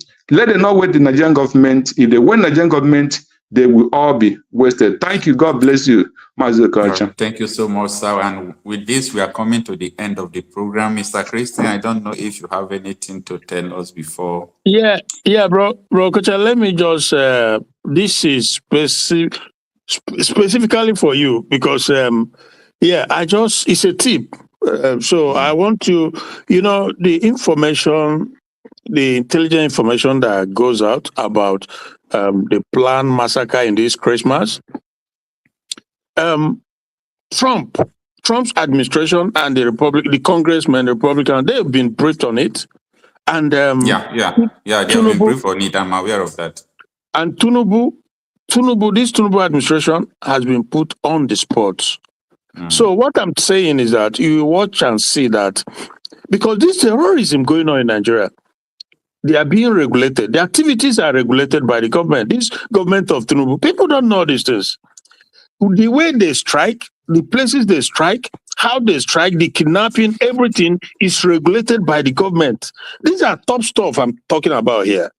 So what happens, given this intelligence report that has gone on now, and Tinubu has been put on the spot on a notice. So what is going to happen is that it will just be the straw that will break the camel's back. If they can go to Benin Republic and did what they did swiftly, and they've been notified of this impending, massacre on the Christmas. So that is going to. So let's just watch and see. You will see that I told you this. If you remember, before when Trump came, I told you these things was going to happen. That Trump has his hand full. Because I know his passion. I know where his heart is. You can accuse Trump of anything, but trust me, he cares about the Christian survivor. Not just in Nigeria, but other places. But it's just that it's worse, far worse in Nigeria. Because I've seen it every day. One night, 500 massacred in one night. And look at what you have in Benue. Benue alone, more than 600,000. So the thing is, yeah, but let me just leave you because it's all right. Yeah. You did so much today. Thank you, my brother. God bless. And I will see you again. Okay. Thank you so much. Please, for those of you who I'm unable to bring to the screen, let us do that tomorrow, okay? Thank you, everyone, for joining us. And don't forget that your life matters and your life is one. So do everything possible just to be alive. You know, when the liberation will come, if possible, when America is going to intervene, and when things will get better, if you are not alive, you are not alive, and nothing is going to happen. So do everything possible for you to be alive. And don't forget that being alive does not mean that you are going to be running up and down, running away from all these things. People who are running are being killed. People who are in the church are being kidnapped. People who are sleeping are being killed. So part of doing something to stay alive is to defending yourself. Anyway, see you on my next video. Please be safe. Compliments of the season.